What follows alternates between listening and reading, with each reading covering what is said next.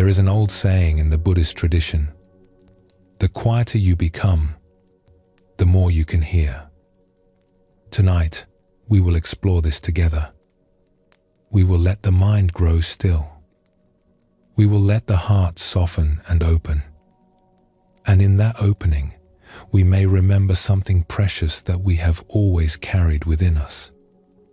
Before we begin, feel free to share what time it is and where you're listening from. In the hours ahead, we will explore gentle teachings and timeless stories. We will discover that peace is not something far away to be achieved, but something close and intimate, waiting patiently for us to return. For now, you can set everything down. This is not a journey of effort. It is a journey of release. Like a river finding its way to the sea, we do not need to push. We only need to allow. So let your body settle into stillness. Let your breath find its own natural rhythm. And when you are ready, let us begin this journey together. There is a question that lives quietly in many hearts. It rises when we pause long enough to hear it. What is all this busyness for? Where are we rushing to with such urgency? And in all this doing, what have we forgotten? Most of us move through our days at a pace that leaves little room for stillness. We wake to alarms. We check our messages before our feet touch the floor. We hurry through meals.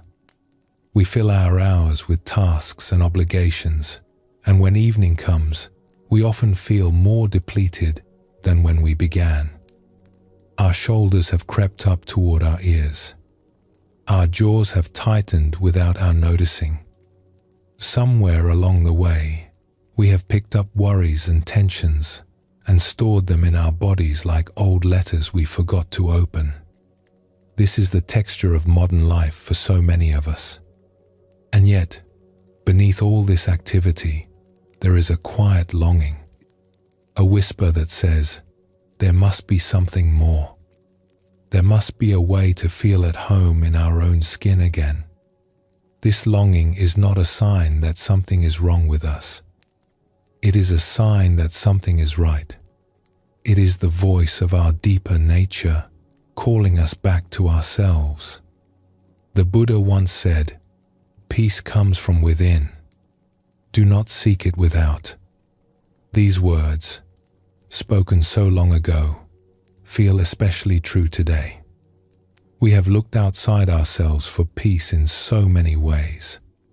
We have sought it in achievements and possessions, in the approval of others, in staying endlessly busy so we do not have to feel what we carry.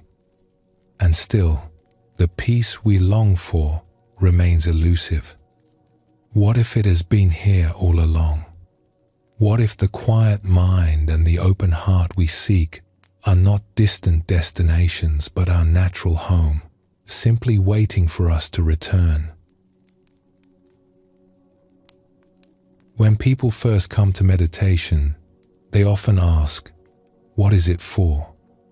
Will it help me feel less stressed? Will it make me calmer? Will something special happen if I sit long enough? These are natural questions, and the answer is both simple and vast. Yes, meditation can help ease the weight of stress. Yes, it can bring moments of calm, but these are not its deepest gifts. The true invitation of meditation is something more profound. It is an invitation to come home to ourselves, to remember something essential that we have always carried but somehow forgotten in the busyness of our days. There is an innate wisdom within each of us. It is not something we need to acquire or achieve. It is already present, like the sky behind the clouds. When we sit in stillness, we begin to clear away the clouds. We begin to remember what has been true all along. The Buddhist tradition speaks of this as our true nature or our original mind.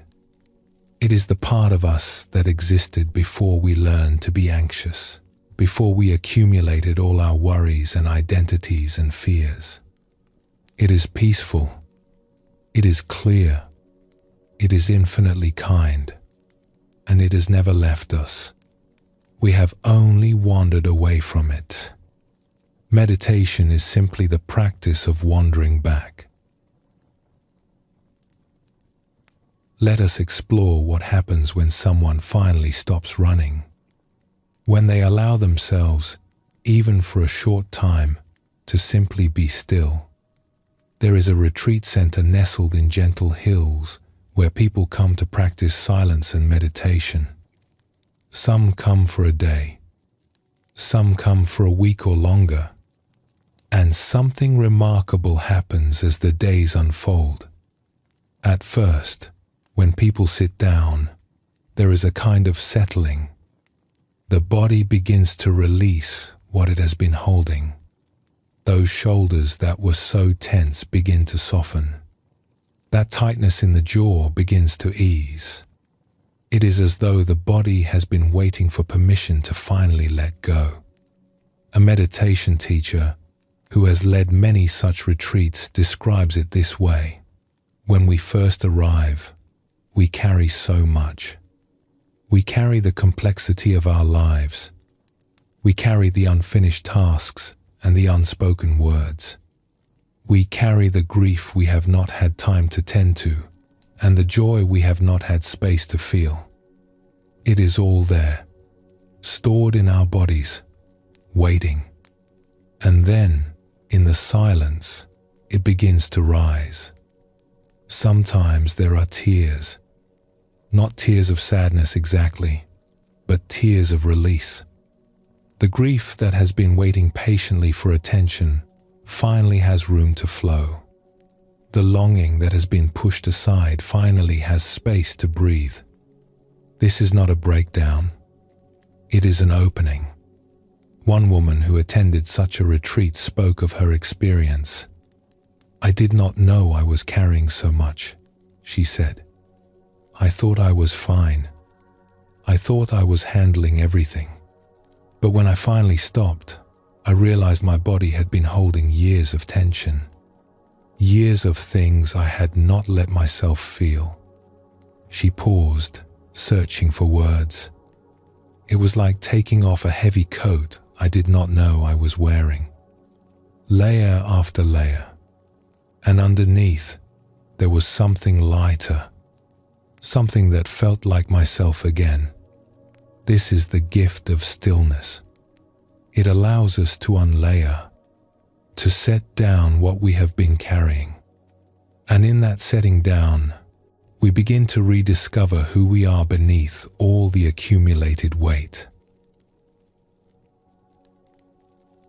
One of the most beautiful things to witness in the practice of meditation is what happens to people over time. Not just in a single sitting, but over days of sustained quiet and presence. There is a teacher who has observed this for many years. He describes it with wonder in his voice. After a few days of retreat, he says, people begin to look younger. I know that sounds like something one might try to sell in a bottle, but it is true. Their faces soften. The lines of worry begin to ease. There is a light that returns to their eyes, a kind of openness that was hidden before. He pauses, remembering, I have seen this happen again and again. Someone arrives, looking tired, looking burdened, and after a week of silence and meditation, they look like a different person. Not because anything was added to them, but because something was finally allowed to fall away. This is not magic. It is simply what happens when we give ourselves permission to rest. When we stop the endless doing and allow ourselves to simply be. The Buddha spoke of this natural radiance that lives within each person. He called it our luminous mind. He said that this mind is naturally bright and clear, and that it only appears clouded because of passing visitors like worry and fear and grasping. When those visitors are allowed to move on, the natural brightness shines through. You have probably experienced glimpses of this yourself. Those moments when you wake early, before the day has begun its demands, and there is a stillness and a freshness to everything. Or those times in nature when the beauty around you quiets your inner chatter and you feel suddenly wonderfully present. These are moments when the clouds part and your natural radiance shines through. Meditation is simply a way of inviting more of those moments, of creating conditions where the clouds can clear and stay clear a little longer. Let us explore a story from long ago. There once was a traveler who had been journeying for many years. He had crossed mountains and rivers, passed through villages and cities, always searching. He was not entirely sure what he was searching for, but he knew that something was missing. Something essential that he had lost long ago. One evening, exhausted from his wanderings, he came to a small monastery tucked into a hillside. The monks there welcomed him with warm tea and a simple meal. He sat by the fire, grateful for the rest. An elderly monk sat down beside him and asked, "What brings you on your journey?" The traveler sighed. "I am looking for peace," he said. "I have looked everywhere, but I cannot find it. I have climbed sacred mountains. I have bathed in holy rivers. I have sought out teachers and studied their words. Still, the peace I seek remains beyond my reach."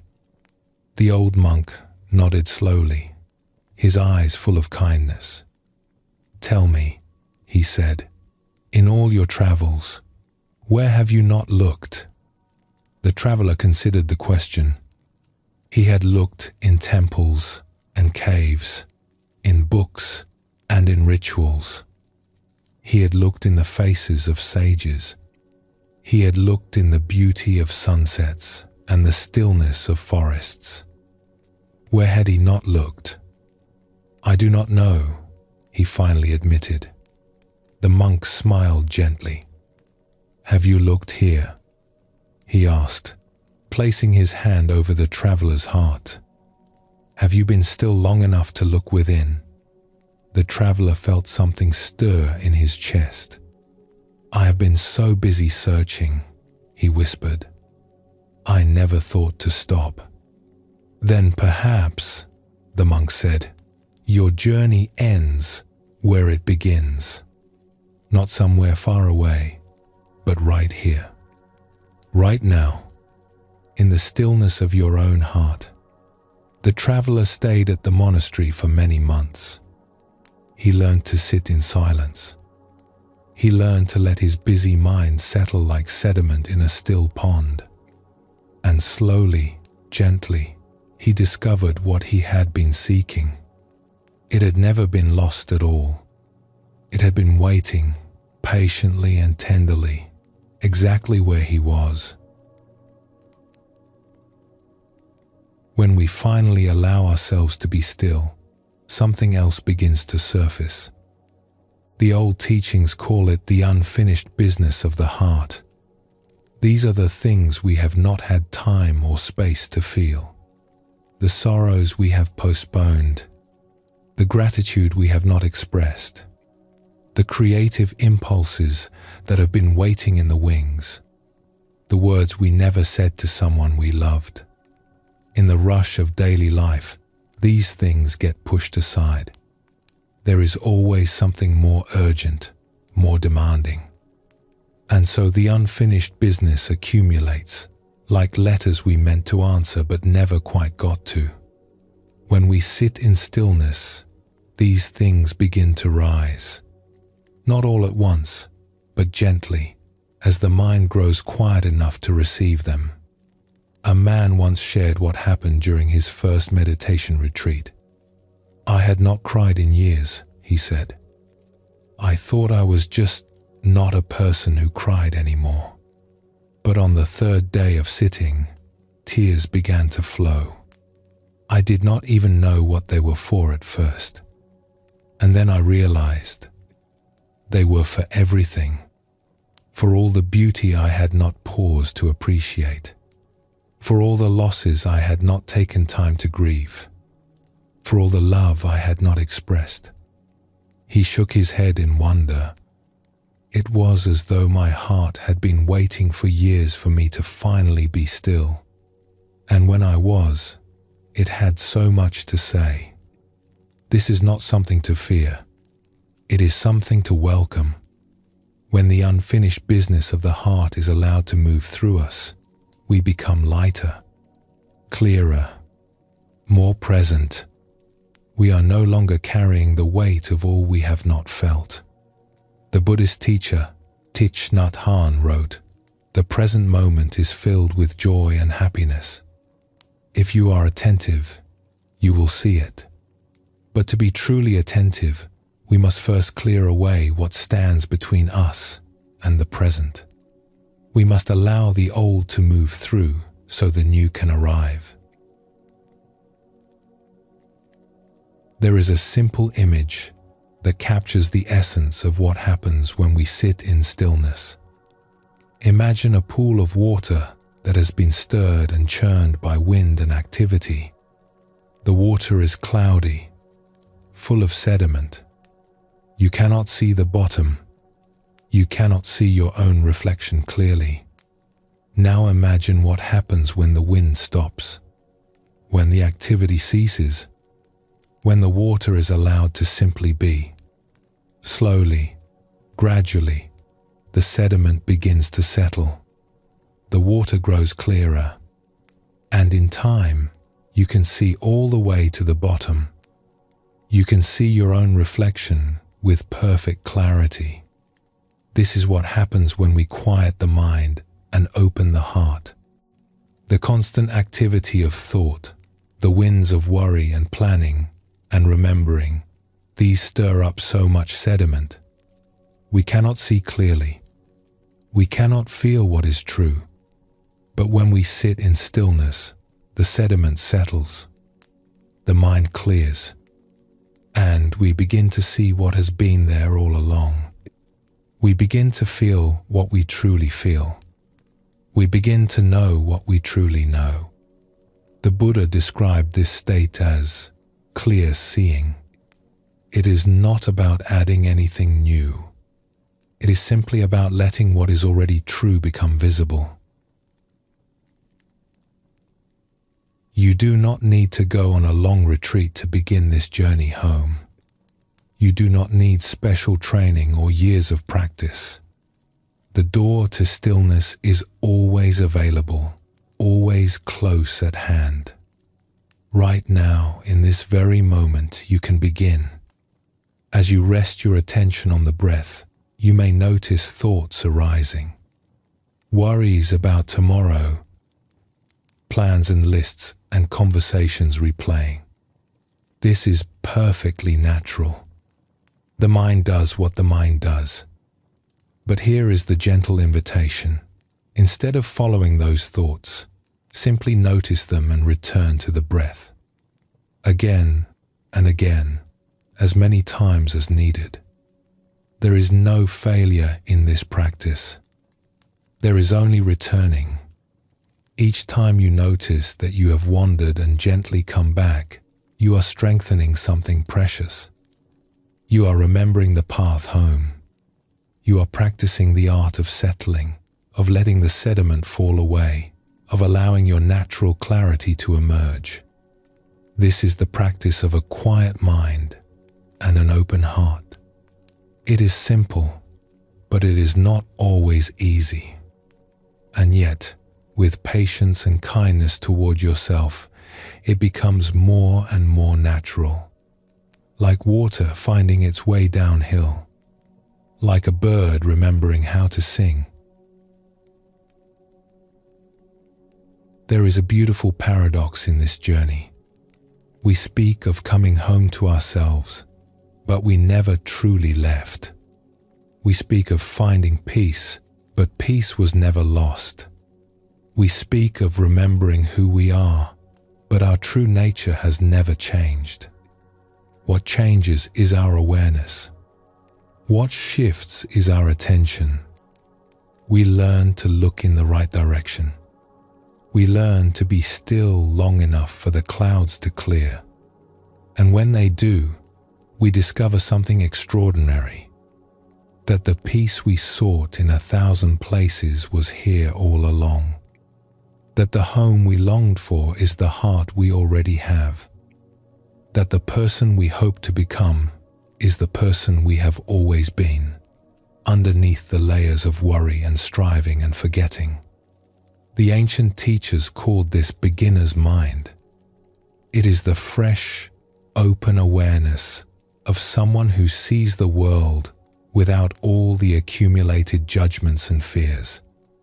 It is the mind of a child, full of wonder, and it is available to you in this very moment. All you need to do is be still. Let your mind grow quiet. Let your heart grow soft. And remember, you are not your worries. You are not your to-do list. You are not the opinions others have of you or the judgments you have of yourself. Beneath all of that, you are something vast and peaceful and infinitely good. This is your true nature. This is your original home. And the door is always open. Let us pause here for a moment. Take a breath and let it out slowly. And when you are ready, we will continue together.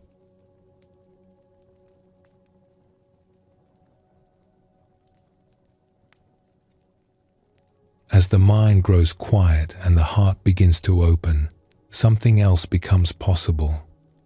We begin to see differently, not just the world around us, but ourselves. And what we see may surprise us. Most of us carry a quiet suspicion that we are not quite enough.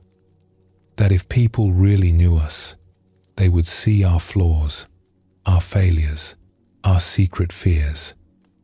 We compare ourselves to others and find ourselves lacking. We replay our mistakes and wince at the memory. We have assembled, over the years, a kind of case against ourselves, a long list of evidence for our unworthiness. But what if this is not the truth? What if the way we see ourselves is like looking at the sky and seeing only clouds, forgetting entirely about the vast blue expanse behind them? The ancient Buddhist texts begin with a remarkable phrase. When addressing those who come to learn, the teacher says, "O nobly born, O you who are the sons and daughters of the awakened ones, remember who you really are." These words are not flattery. They are not wishful thinking. They are an invitation to see past the clouds to what has always been true. That within each of us lives something radiant and good. Something that cannot be diminished by our mistakes or obscured by our doubts. Something that the old teachers called our Buddha nature or our original goodness. This is not something we need to earn or achieve. It is our birthright.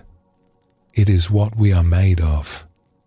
And the journey of meditation, of quieting the mind and opening the heart, is simply the journey of remembering this, of wiping the dust from the mirror so we can finally see our own face clearly. There is a story told of a monk who spent many years in practice. He was diligent and sincere, sitting for long hours, following all the teachings with great care. And yet, he could not shake the feeling that enlightenment was beyond his reach. That he was somehow not good enough, not pure enough, not wise enough to awaken. One day, he went to his teacher in frustration. "I have practiced for so many years," he said. "I have followed every instruction, and still, I feel no closer to awakening than when I began. What am I doing wrong?" The teacher looked at him with great tenderness. "Come," she said. "Walk with me." They walked together through the monastery garden, past flowering trees and moss-covered stones. The teacher said nothing for a long while. Then she stopped beside a small pond. "Look into the water," she said. "What do you see?" The monk looked down. The surface of the pond was covered with fallen leaves and debris. "I see leaves," he said. "I cannot see the bottom." The teacher nodded. She knelt down and began gently clearing the leaves away, pushing them to the edges of the pond. Slowly, the water became clear.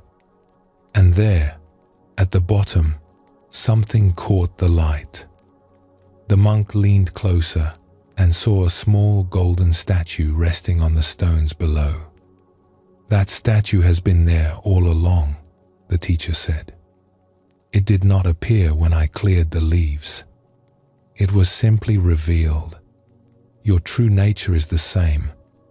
It is not something you must create through practice. It is something you uncover.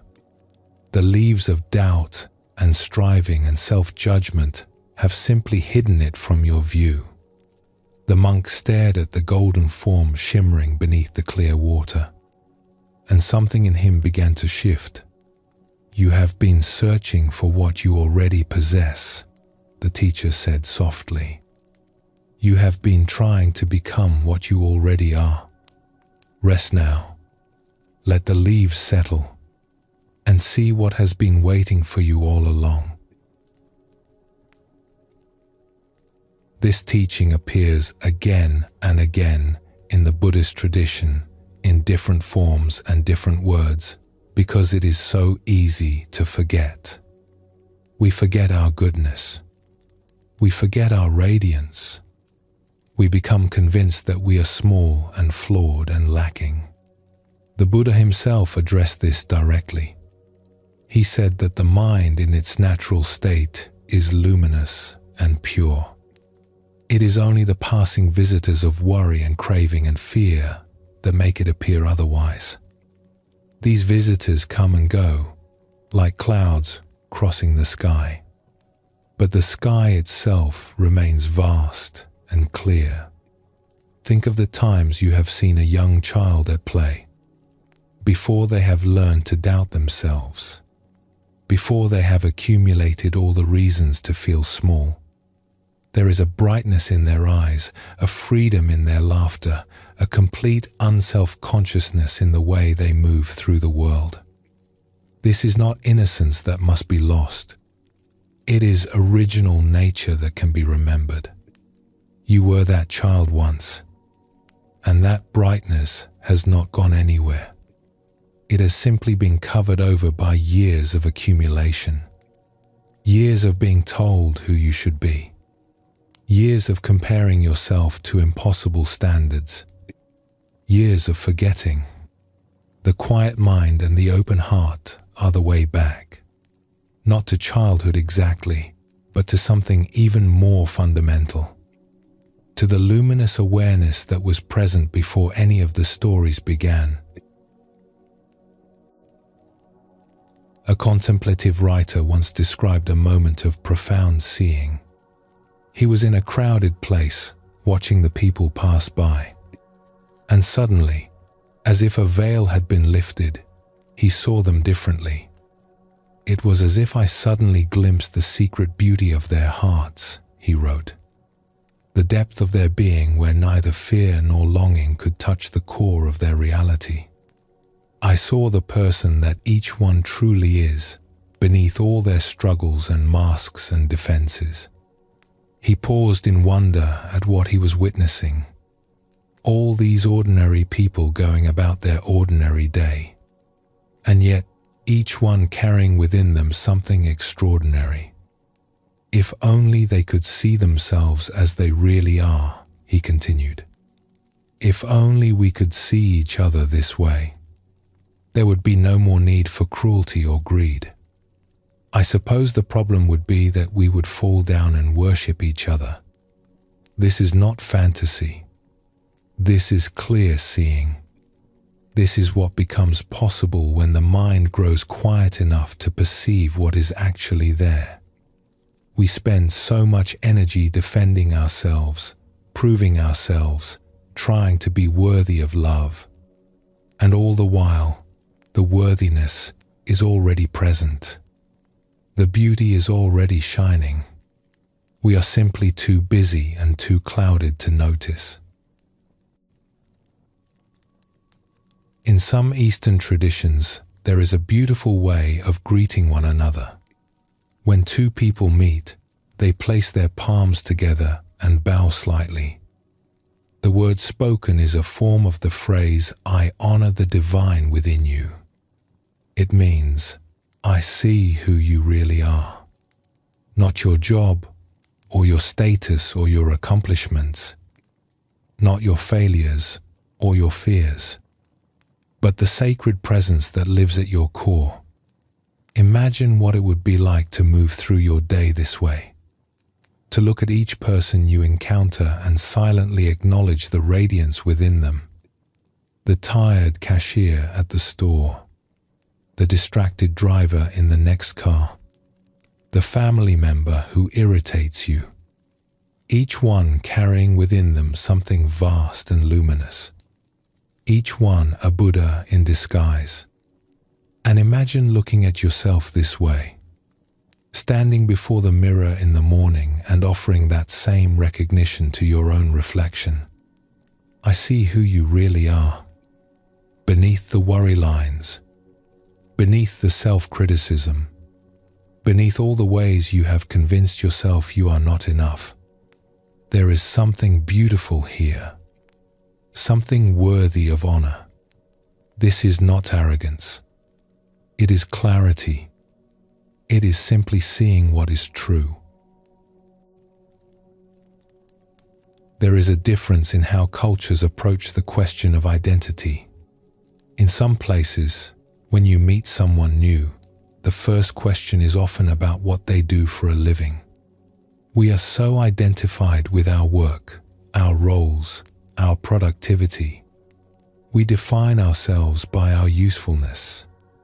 But in other traditions, the question is different. Instead of asking what someone does, they might ask what form of the sacred they are drawn to, what moves their heart, what they worship or wonder at. This tells you something much deeper about a person than their job title ever could. What would it be like to know yourself this way? Not as a collection of roles and responsibilities, but as a being with a particular way of experiencing the sacred. Not as a human doing, but as a human being. The roles we play are important. They help us function in the world, but they are not who we are. The parent, the worker, the friend, the citizen. These are costumes we wear for different occasions. Useful costumes. Necessary costumes. But costumes nonetheless. Beneath the costumes is something that does not change. Something that was present before you took on any role, and will remain when the roles fall away. This is your true nature. Your original face, as the Zen teachers call it. The face you had before you were born. Let us explore another story. There was once a merchant who traveled from village to village selling his wares. He was a good man, honest in his dealings, kind to those he met along the way. But he carried within him a secret heaviness. He believed himself to be ordinary, unremarkable. Just a simple merchant doing his simple work. One evening, he stopped at a monastery to ask for shelter. The monks welcomed him warmly and offered him a meal. As he ate, an elderly teacher sat down beside him. "You seem weary," the teacher observed. "It is a long road," the merchant replied, "and I am no one special, just a traveler passing through." The teacher smiled. "Tell me," he said, "when you look at the moon, what do you see?" The merchant considered the question. "I see a bright light in the sky. Beautiful, I suppose, but ordinary. It rises every night." "And yet," the teacher said, "that ordinary moon illuminates the entire world. It guides travelers through darkness. It pulls the great tides of the ocean. It has inspired poets and lovers for thousands of years, all while simply being what it is." The merchant was quiet. "You call yourself ordinary," the teacher continued. "Just a simple merchant. But do you know the lives you have touched? The kindness you have shown without thinking?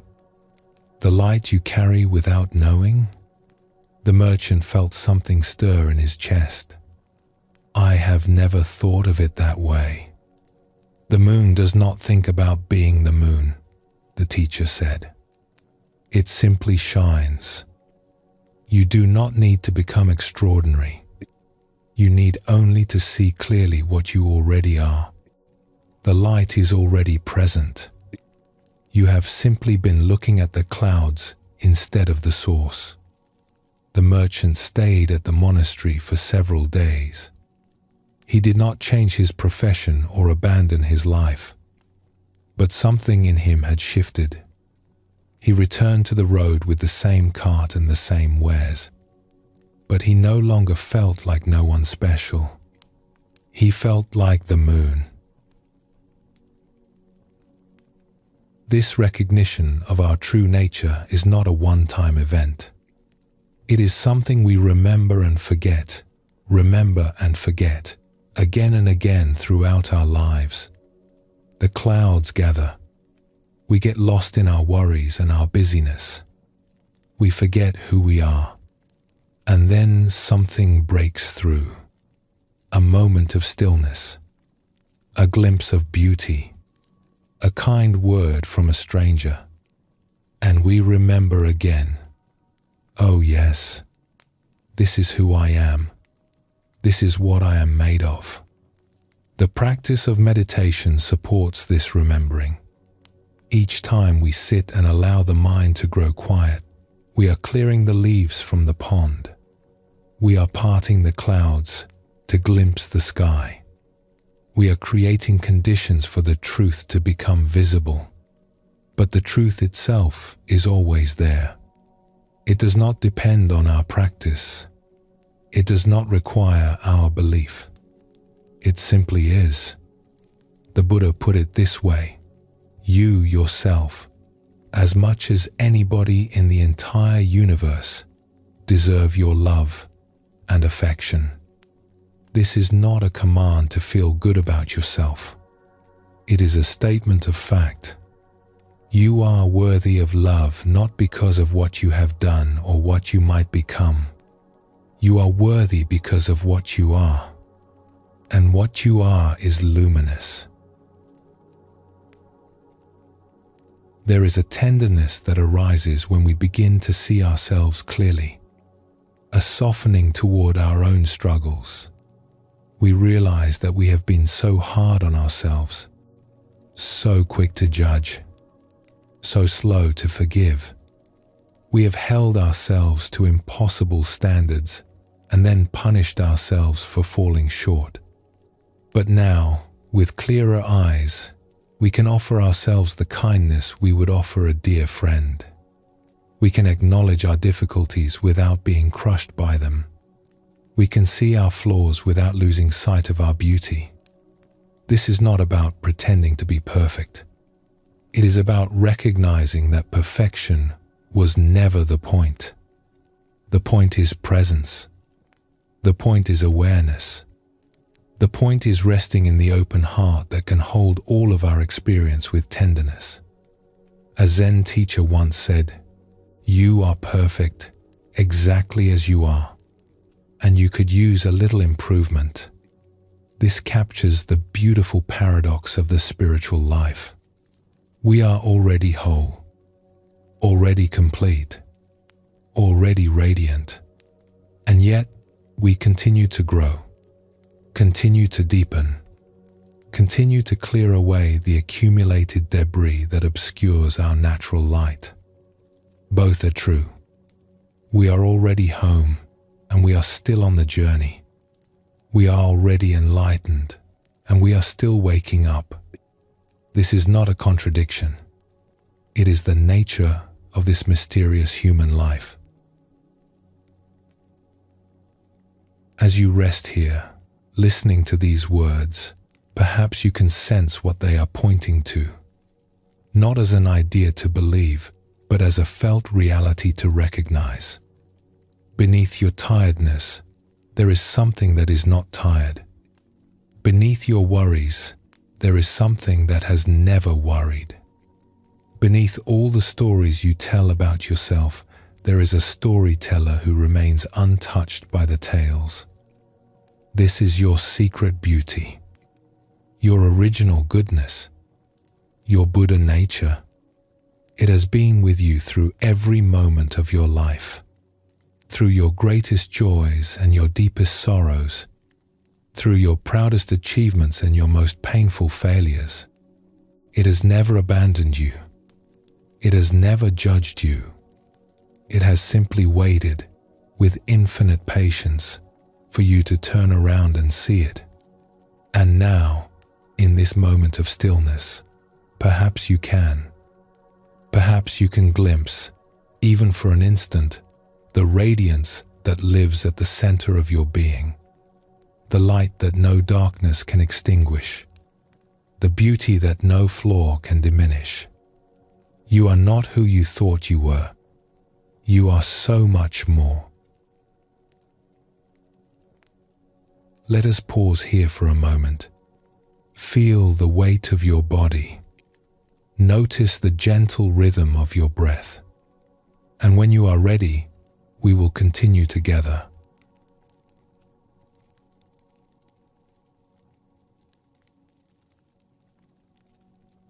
Now that we have glimpsed something of our deeper nature, a question naturally arises. If that radiant awareness is who we truly are, then what are all these thoughts and feelings that seem to fill our days? What do we make of the endless chatter of the mind, the rising and falling of emotions, the constant stream of inner experience? This is where the journey becomes interesting, because most of us have spent our entire lives believing that we are our thoughts, that we are our feelings, that the voice in our head is who we are. But what if this is not quite true? What if thoughts and feelings are more like weather passing through the sky of awareness? What if they are visitors rather than residents? This understanding can change everything. It can loosen the grip of anxiety. It can soften the weight of sadness. It can create space around even our most difficult experiences, not by pushing them away, but by seeing them for what they actually are. Let us explore this together. Have you ever sat quietly and simply watched your mind? It is a remarkable thing to witness. Thoughts arise without invitation. One thought leads to another, which leads to another, in an endless chain of association. You might begin thinking about what to have for dinner and end up, 3 minutes later, worrying about something that happened years ago. The mind leaps and wanders with a life of its own. The old teachers had a vivid way of describing this. They said that the mind produces thoughts the way certain glands produce their secretions, automatically, continuously, without any effort on our part. We do not decide to think most of our thoughts. They simply appear.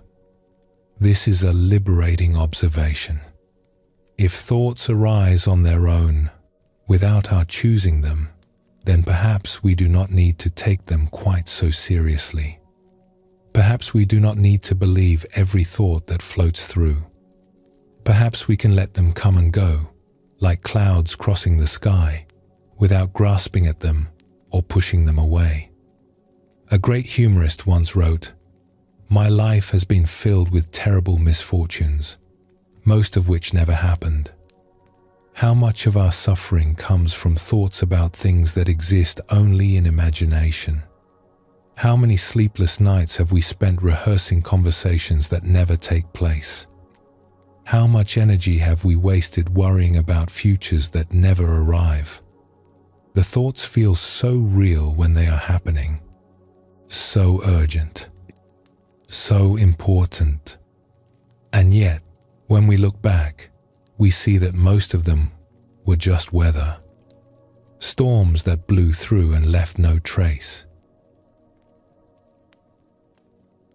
There is a story of a student who came to a teacher in great distress. "My mind will not stop," the student said. "Day and night, it churns with thoughts, worries about the future, regrets about the past, judgments about myself and others. I cannot find any peace. How do I make it stop?" The teacher listened with patience. Then she asked, "When you walk by a river, do you try to stop the water from flowing?" The student looked puzzled. "No, that would be impossible. And when the wind blows, do you try to hold it still with your hands?" "Of course not." "Then why do you try to stop your thoughts?"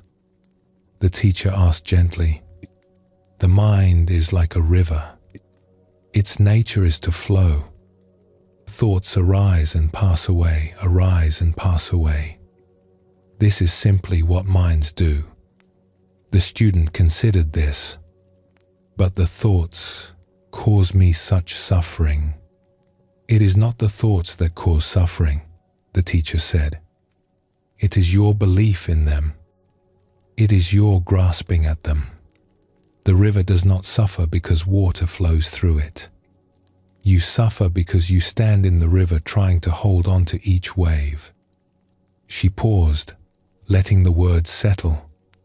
What would happen if you simply stood on the bank and watched?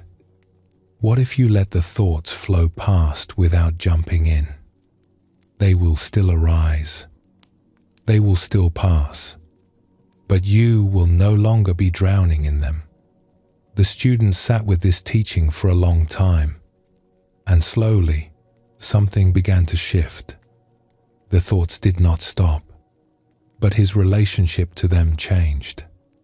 He learned to watch the river instead of trying to control it, and in that watching, he found a peace he had never known. The same is true of feelings. We have so many of them. Joy and sorrow, hope and fear, anger and tenderness, excitement and boredom. They rise up in us like weather, coloring our experience, shaping our days. If someone were to make a list of all the feelings a human being can experience, it would be remarkably long. Hundreds of distinct emotional states: affectionate and anxious, calm and curious, delighted and disappointed, grateful and grieving, hopeful and heartbroken, jealous and joyful. The list goes on, and throughout a single day, we might pass through dozens of these states. We wake feeling rested. Then we remember something difficult and feel a pang of worry. We see something beautiful and feel a moment of wonder. We encounter an obstacle and feel frustrated. We connect with someone we love and feel warmth, spreading through our chest. All of this is the natural movement of human experience. Feelings are not problems to be solved. They are weather to be felt. The difficulty comes when we believe that our feelings are who we are. When we say, "I am angry," instead of "anger is present." When we say, "I am afraid," instead of "fear is moving through me." This small shift in language points to something important. We are not our emotions. We are the awareness in which emotions arise and pass. Think of the sky. It is vast and open, holding everything within it. Clouds drift through. Sometimes they are light and wispy. Sometimes they are dark and heavy. Sometimes storms rage with thunder and lightning. But through it all, the sky remains unchanged. It is not disturbed by the weather that passes through it. It does not become the clouds. You are like the sky. Feelings are like the weather. They will come. They will go. Some will be pleasant. Some will be difficult. But you, the awareness that witnesses all of this, remain vast and open and fundamentally at peace. This does not mean we should ignore our feelings or push them away. Quite the opposite.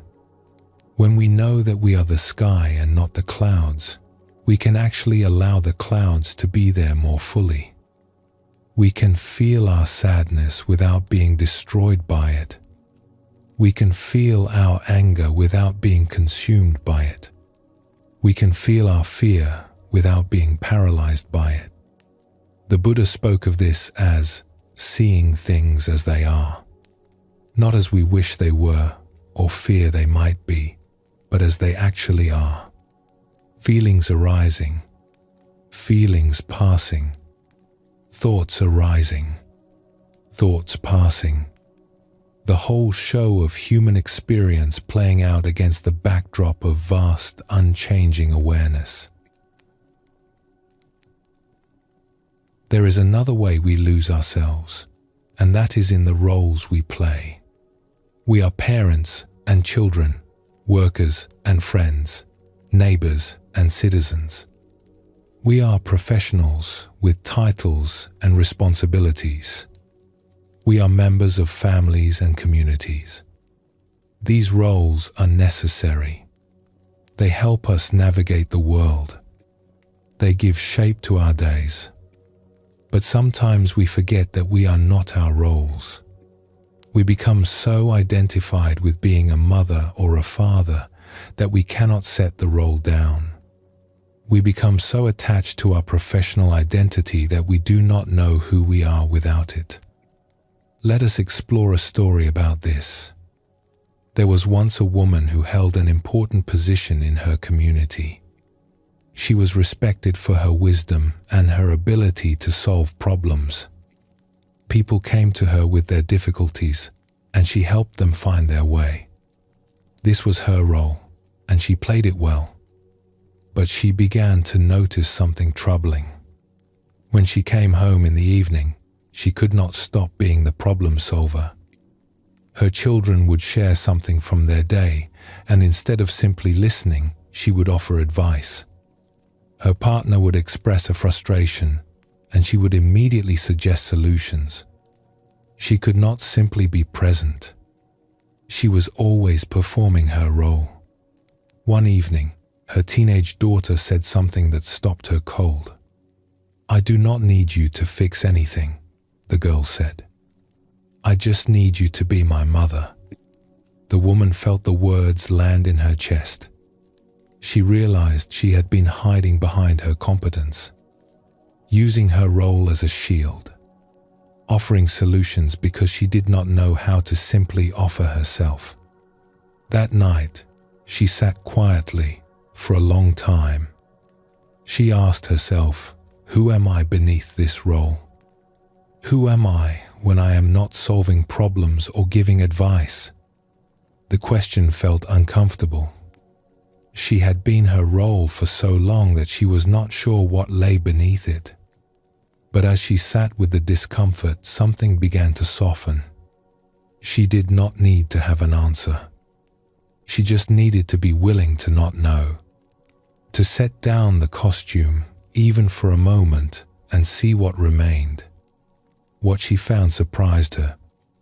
Beneath the competent advisor was simply a woman who loved her family, a woman who sometimes felt uncertain, a woman who longed to connect without the barrier of always being helpful. She began to practice setting down the role, not abandoning it entirely, but holding it more lightly. When her children spoke, she learned to listen without immediately responding. When her partner shared a difficulty, she learned to simply say, "That sounds hard." And in that simple presence, without the performance, something new became possible. A closeness that had been missing, a tenderness that the role had been covering. We all do this in different ways. We put on our professional self when we go to work and sometimes forget to take it off when we come home. We perform our social self with friends and lose touch with the quieter person underneath. We become so good at playing our parts that we forget we are playing them at all. The invitation is not to abandon our roles. We need them. They serve important purposes. The invitation is to hold them more lightly, to remember that we are wearing costumes, not living in our own skin, to be able to set them down at the end of the day and return to something simpler, something truer. A Zen teacher was once asked, "What is the essence of your practice?" He replied, "When I am hungry, I eat. When I am tired, I sleep." The questioner was confused. "But everyone does that." "Not at all," the teacher said. "Most people, when they eat, are thinking about 1,000 other things. When they sleep, they are churning with dreams and worries. But when I eat, I just eat. When I sleep, I just sleep. I am not performing. I am not elsewhere. I am simply here, doing what I am doing." This is the freedom of not being caught in our roles, our thoughts, our feelings. It is the freedom of simply being present, without all the extra layers, not adding anything, not taking anything away, just here, just this. There is a lightness that comes with this understanding. When we stop believing every thought, when we stop being tossed around by every feeling, when we stop performing our roles so rigidly, something relaxes. We do not have to take ourselves quite so seriously. This does not mean we become careless or indifferent. It means we become spacious. There is room for difficulty without being crushed by it. There is room for joy without grasping at it. There is room for the full range of human experience, held in awareness that is bigger than any of it. The Buddha described this as a kind of equanimity, not cold detachment, but warm balance. The heart remains open. The mind remains clear. And whatever arises is met with the same gentle attention. Pleasant feelings arise. We notice them. We enjoy them. We let them pass. Unpleasant feelings arise. We notice them. We allow them. We let them pass. Thoughts arise, telling their stories. We watch them like birds flying across the sky. Some are beautiful. Some are strange. All of them pass. And through it all, we remain. The watcher, the witness, the awareness that holds everything and is held by nothing. This is not something to achieve through great effort. It is something to notice through gentle attention. Right now, as you listen to these words, thoughts are probably arising. Feelings are probably moving through you. This is completely natural. And right now, there is also something aware of those thoughts and feelings. Something that is not thinking but noticing the thinking. Something that is not feeling but aware of the feeling. This awareness is always present. It is your constant companion. It has been with you through every experience of your life. You do not need to create it. You only need to recognize it, to rest in it, to let it become the ground from which you meet your life. When you live from this place, the river of thoughts and feelings continues to flow. But you are no longer drowning in it. You are sitting peacefully on the bank, watching it pass. And in that watching, there is a profound ease. The mind chatters. The heart rises and falls. The roles come and go. And you, the awareness behind it all, remain. Quiet. Open. Free. Let us pause here for a moment. Notice the thoughts moving through your mind. Notice any feelings present in your body. And notice what is aware of them both. When you are ready, we will continue together.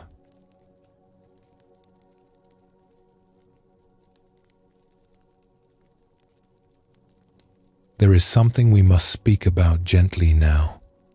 Something that touches every human life without exception. It is the presence of difficulty. The moments when things are not easy. The times when we ache or struggle or feel lost. We have been exploring the vast awareness that we are, the radiant nature beneath our thoughts and feelings. And yet, we live in bodies that know pain. We have hearts that know sorrow. We walk through a world where loss and challenge are woven into the fabric of experience. What do we do with this? How do we meet the hard parts of being alive? For most of us, the instinct is to run. When something painful arises, we turn away. We distract ourselves. We numb ourselves. We do whatever we can to not feel what we are feeling. This is natural. It is how we have learned to survive. But there is another way. A way that the old teachings speak of with great tenderness. It is the way of befriending what arises, of turning toward our difficulties instead of away from them, of discovering that what we resist often persists, while what we allow can transform. This is not about seeking out suffering or dwelling in pain. It is about meeting what is already here with a different quality of attention. With openness instead of resistance, with kindness instead of fear. A wise writer once described her experience of moving through a time of great difficulty. She had lost someone dear to her, and the grief was overwhelming. At first, she fought against it. She tried to hold herself together. She tried to push through, to be strong, to not let the sorrow overtake her. But the grief would not be pushed away. It kept rising, wave after wave, until she realized she could not outrun it. And then something shifted. She stopped fighting. She allowed herself to be still. And she discovered something unexpected. When the pain is great, she wrote, go with the pain. Let it take you. Open your palms and your body to the pain. It comes in waves like a tide, and you must be open as a vessel lying on the beach, letting it fill you up and then retreating, leaving you empty and clear. She paused in her writing, searching for words to describe what she had learned. With a deep breath, as deep as the pain, one reaches a kind of inner freedom, as though the pain were not exactly yours but the body's. The spirit lays the body on the altar. This is a profound teaching. When we stop running from our pain and instead let it move through us, something shifts. We discover that we are bigger than what we suffer, that the awareness which holds our difficulty is not damaged by it, that there is a freedom available even in the midst of sorrow. We live in a time that is uncomfortable with difficulty. We are surrounded by messages telling us that we should always feel good, that happiness is the goal and anything else is a problem to be fixed. If we are sad, we should cheer up. If we are anxious, we should calm down. If we are grieving, we should move on. But this is not how the heart works. The heart has its own rhythms, its own seasons. There are times for joy and times for sorrow, times for lightness and times for depth. To deny any part of this is to deny our full humanity. In some ancient traditions, this was understood differently. There were cultures that honored grief as sacred. They recognized that when someone was moving through deep sorrow, something holy was happening. The heart was being broken open. The soul was being deepened. In one such tradition, those who were grieving were considered especially close to the sacred. Their prayers were believed to carry particular power. Others would come to them and ask for their prayers, knowing that the one who weeps has touched something profound. Imagine how different our relationship to difficulty would be if we held it this way, not as a failure or a weakness, but as a doorway, not as something to hide, but as something to honor. Let us explore a story. There was once a young man who lived in a small village at the foot of the mountains. He was strong and capable, admired by all who knew him. He could work longer than anyone else. He could carry heavier loads. He seemed untouched by the difficulties that burdened others. But one year, a great loss came to him. Someone he loved dearly was no longer with him. And for the first time in his life, he did not know how to go on. He tried to work through it. He pushed himself harder than ever, hoping that exhaustion would quiet the ache in his chest. But each night, when the work was done, the sorrow was waiting for him. He tried to ignore it. He filled his hours with activity, leaving no room for stillness. But the grief found him anyway, in unexpected moments, overwhelming him with its weight. Finally, in desperation, he climbed into the mountains to visit an old hermit who was known for her wisdom. "I cannot bear this pain," he told her. "I have tried everything to escape it. Nothing works. How do I make it stop?" The hermit looked at him with eyes full of compassion. She did not answer right away. Instead, she walked to the stream that ran beside her small hut and knelt at its edge. "Come," she said. "Put your hands in the water." The young man knelt beside her and placed his hands in the cold stream. "Now," she said, "try to hold the water still." He tried. He cupped his hands and squeezed, attempting to stop the flow. But the water slipped through his fingers no matter what he did. "You see," the hermit said gently, "the water will not be held. It can only be allowed to flow. Your grief is the same. You cannot stop it by grasping. You cannot control it by fighting. You can only let it move through you. The young man's eyes filled with tears. But it hurts so much. Yes, she said. It does. And that is not a problem. That is love. The pain you feel is the measure of how deeply you have loved. Would you trade that love to escape this pain? He was quiet for a long moment. No, he finally whispered. No, I would not. And let the water flow, she said. Let yourself weep when you need to weep. Let yourself ache when you need to ache. Do not run from your heart. Your heart knows what it is doing. Trust it. The young man stayed with the hermit for several days. He did not try to escape his grief anymore. He let it come when it came. He wept by the stream. He sat in silence beneath the trees. And slowly, something began to shift. The pain did not disappear, but it became softer somehow, less like a wound and more like a companion. He began to understand that his grief was not his enemy. It was part of him, part of his love, part of being fully alive. When he returned to the village, he was changed.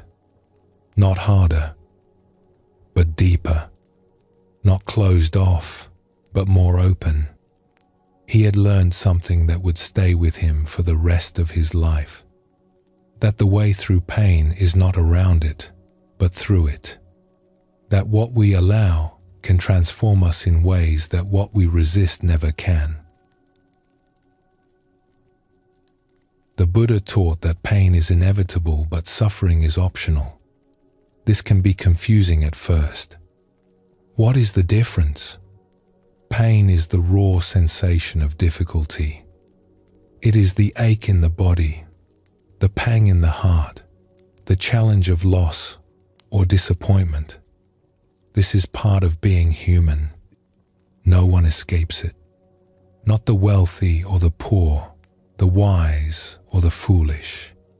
Pain comes to all. Suffering is what we add to pain. It is the resistance, the wishing things were different, the story that this should not be happening. It is the running and the fighting and the clenching against what is. When we resist pain, we create suffering. When we allow pain, we experience only pain. And pain, allowed to move through us, eventually passes.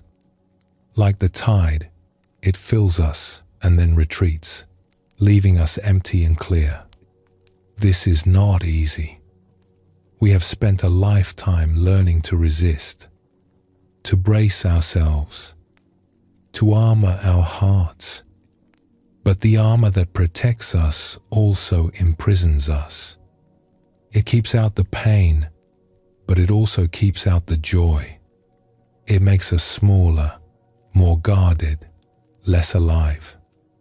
The invitation is to soften, to let the armor down, even just a little, to discover that we can feel our pain without being destroyed by it, that our hearts are stronger than we imagined, that the openness we fear is actually the doorway to freedom. There is a practice that some traditions call breathing with. It is very simple. When something difficult arises, instead of turning away, we turn toward.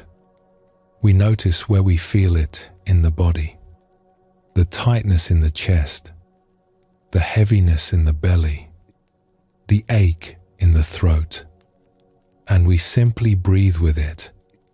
We do not try to fix it or change it or make it go away. We just stay present. Breathing in, we acknowledge what is here. Breathing out, we offer it space. This is an act of tremendous kindness toward ourselves. We are saying, I will not abandon you. I will not run from you. I will stay here with you in this difficulty for as long as you need me. And something remarkable happens when we do this. The difficulty begins to change, not because we forced it to change, but because we gave it room to move. We gave it the warmth of our attention. We treated it as a guest rather than an enemy. Everything that arises in human experience wants to be met. Our joys want to be celebrated. Our sorrows want to be witnessed. Our fears want to be held. When we meet what arises with presence and kindness, we complete a circle. We honor the fullness of being alive. This does not mean we need to go looking for difficulty. Life will bring us enough without our seeking it out. It means that when difficulty finds us, as it surely will, we have a choice. We can run and suffer, or we can stay and transform. The quiet mind and the open heart are not just for pleasant moments. They are for all moments. They are the ground from which we can meet anything. The vast awareness we have been exploring is not disturbed by pain. It holds pain the way the ocean holds waves. The surface may be stormy, but the depths remain still. You have this stillness within you. You have this capacity to hold whatever life brings. You do not need to be afraid of your own experience. You can meet it all with the same gentle attention, the same quiet presence, the same open heart. As you rest here now, perhaps there is something you have been running from, some difficulty you have not wanted to face, some sorrow you have not allowed yourself to feel. You do not need to do anything about it right now. You do not need to fix it or figure it out. Simply notice that it is there. Acknowledge it as you would acknowledge a guest at your door. And perhaps, when you are ready, you might let it in. Just for a moment. Just to see what happens when you stop running. You might find that it is not as terrifying as you feared. You might find that you are bigger than you knew. The heart that can hold sorrow is the same heart that can hold joy. The more we open to one, the more we can receive of the other. This is the great secret of being human. That our wounds become our wisdom. That our breaking becomes our opening. That what we thought would destroy us can become the very thing that sets us free. Let us pause here for a moment. Take a breath. Let it out slowly. Feel whatever is present without needing to change it. And when you are ready, we will continue together.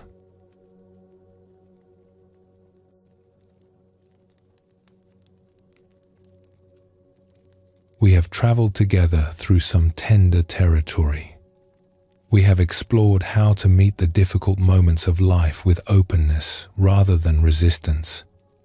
We have discovered that we are larger than our pain, that the heart, which can hold sorrow, can also hold great joy.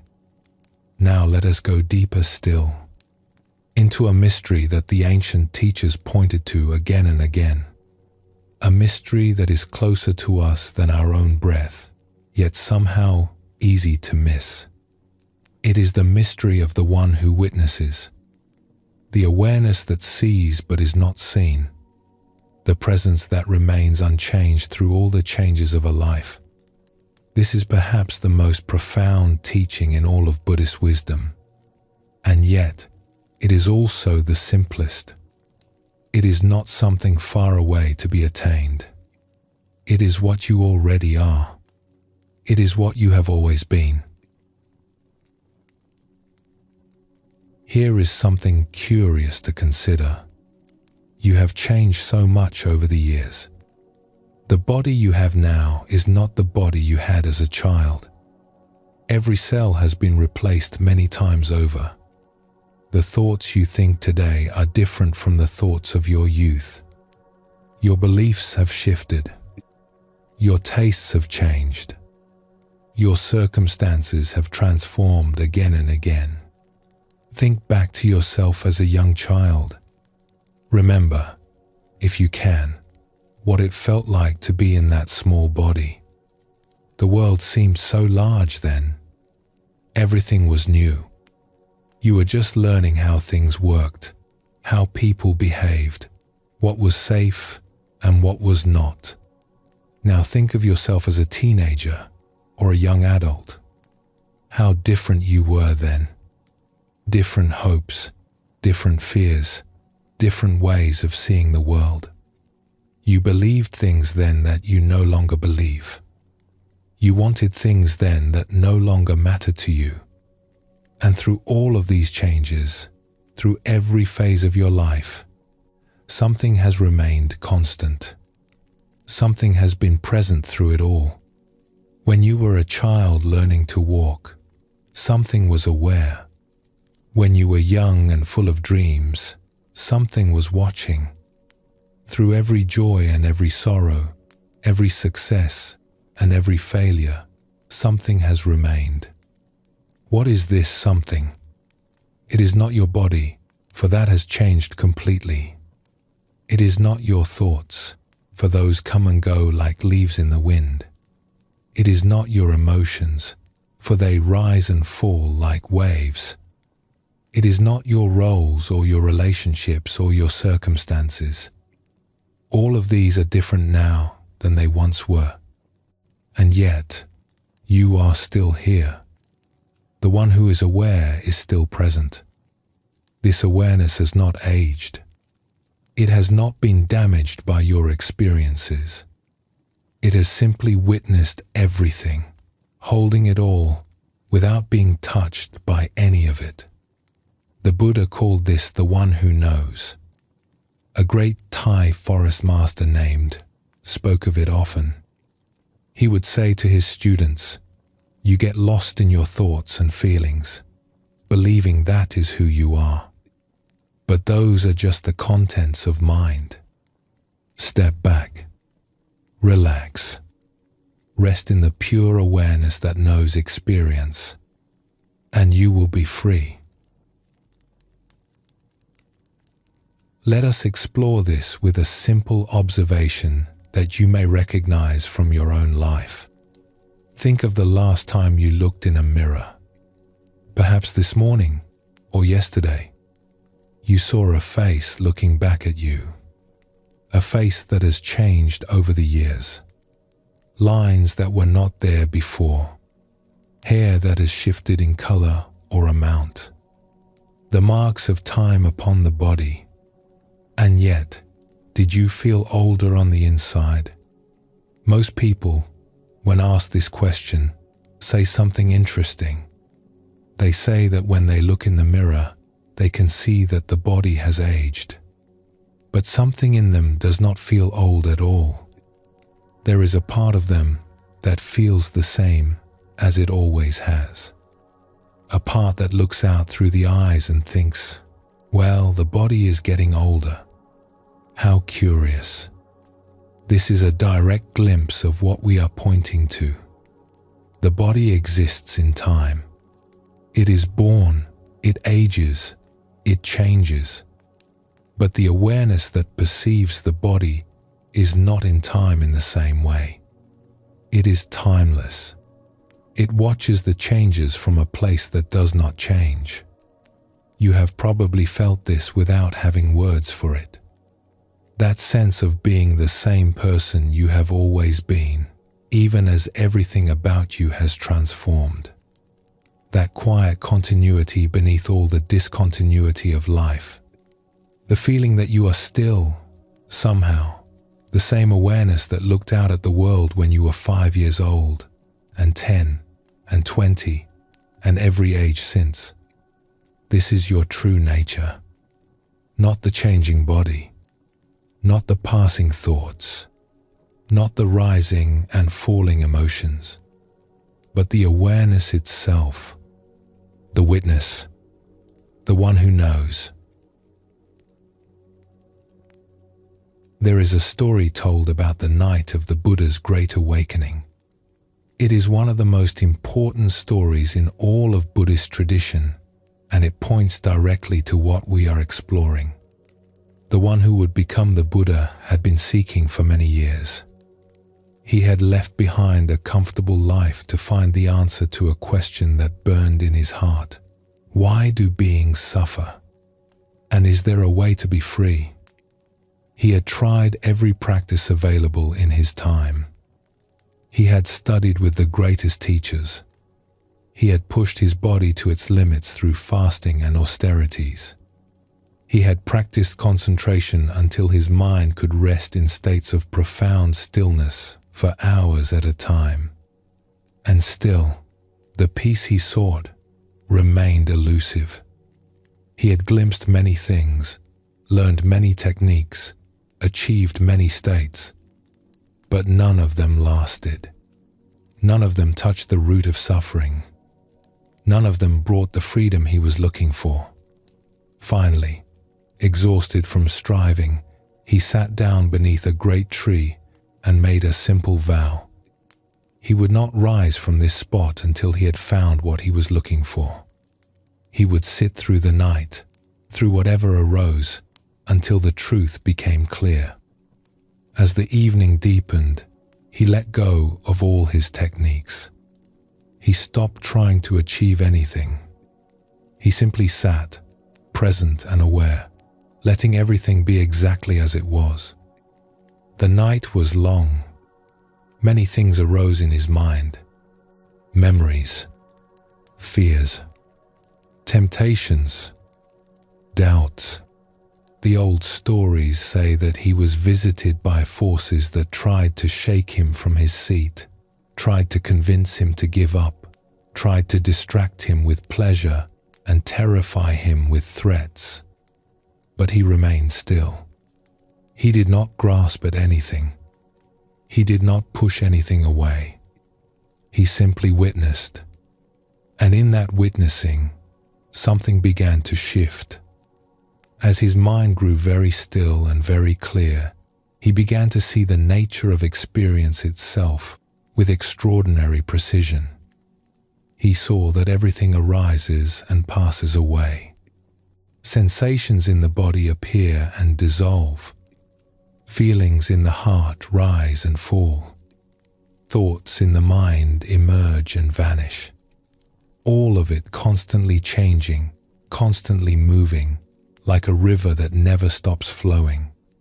He saw how beings become caught in this flow, how they grasp at pleasant experiences, trying to hold on to them, how they push away unpleasant experiences, trying to escape them, and how this grasping and pushing creates suffering, again and again, endlessly. He saw the patterns of cause and effect, how one thing leads to another, how suffering arises from confusion and craving, how it could cease when those causes are understood. And then, as the night moved toward dawn, he asked a question that changed everything. A question so simple and so profound that it cut through all his years of seeking. He asked, "To whom does all this happen? Who is it that experiences these sensations? Who is it that feels these emotions? Who is it that thinks these thoughts? Who is the one who has been searching all these years? Who is aware of all this arising and passing?" He turned his attention around, away from the contents of experience and toward the experiencer itself. Instead of looking at what was arising, he looked at who was aware of the arising. And in that turning, everything shifted. He discovered that the one who is aware cannot be found as an object. It is not a thing among other things. When he looked for the seer, he could not find anyone seeing. When he looked for the thinker, there was no one there. There was only seeing, only knowing, only awareness itself, vast and open, without center or edge. He saw that this awareness is the space in which all things appear. It is the light by which all experiences are known. It is presence itself, pure and unchanging, the ground of all being. It was not something he had created through practice. It was what had been here all along, simply overlooked in the fascination with experience. In that moment, the sense of being a separate self, struggling through a hostile world, dissolved like mist in morning sunlight. What remained was awareness itself, vast and peaceful, untouched by any experience, free from all suffering. As the morning star appeared in the sky, the one beneath the tree touched the earth with his hand and said, simply, "I am awake." He had come home to what he had always been. There is a way of understanding this that might help bring it closer. Imagine sitting in a theater, watching a film. The film is compelling. There is drama and comedy, tragedy and triumph. You become absorbed in it. You forget that you are sitting in a seat. You forget that what you are watching is just light projected on a screen. You laugh with the characters. You weep with them. You feel their fear and their joy as if they were your own. This is how most of us live our lives. We are so absorbed in the drama of our experience that we forget we are the one watching. We identify completely with the characters on the screen, with all their struggles and triumphs, and we forget the deeper truth, that we are the awareness in which the whole show is appearing. But sometimes, something breaks the spell. A sound in the theater, someone nearby shifting in their seat, a gap in the action, a moment when the story pauses, and suddenly you remember, oh, this is a movie. I am sitting here, watching. The screen is just a screen. The light is just light. The story, however compelling, is just a story. This is what happened beneath the tree that night. The one who sat there turned around, metaphorically speaking, and saw the projector. He saw that all of his experience, everything he had taken to be so real and so solid, was appearing in a vast space of awareness. And that awareness, not the drama, was who he truly was. A Zen master once expressed this beautifully. He said, "The whole world is reflected in your eye, but your eye is not in the world." Take a moment to let that settle. The whole world appears in your awareness. Every sight, every sound, every sensation, every thought, all of it appears in the space of knowing that you are. And yet that knowing itself is not another object in the world. It is the light that illuminates everything else. This teaching can sound abstract, but it is actually the most intimate and immediate truth. It is not about escaping from experience or detaching from life. It is about recognizing what is already the case. You are already awareness. You have always been awareness. You cannot become awareness because you cannot be anything else. The clouds may cover the sky, but the sky does not become the clouds. Thoughts may fill the mind, but awareness does not become the thoughts. Experiences may be pleasant or painful, beautiful or terrible, but the witness remains untouched, like a mirror that reflects everything but is marked by nothing. The Buddha spoke of this as the luminous mind that is naturally pure and bright. He said that this mind only appears defiled because of passing visitors. Greed, Hatred and confusion come and go like travelers passing through an inn. But the inn itself remains clean. The innkeeper does not become the guests. You are the innkeeper. You are the mirror. You are the sky. Let us explore another story now.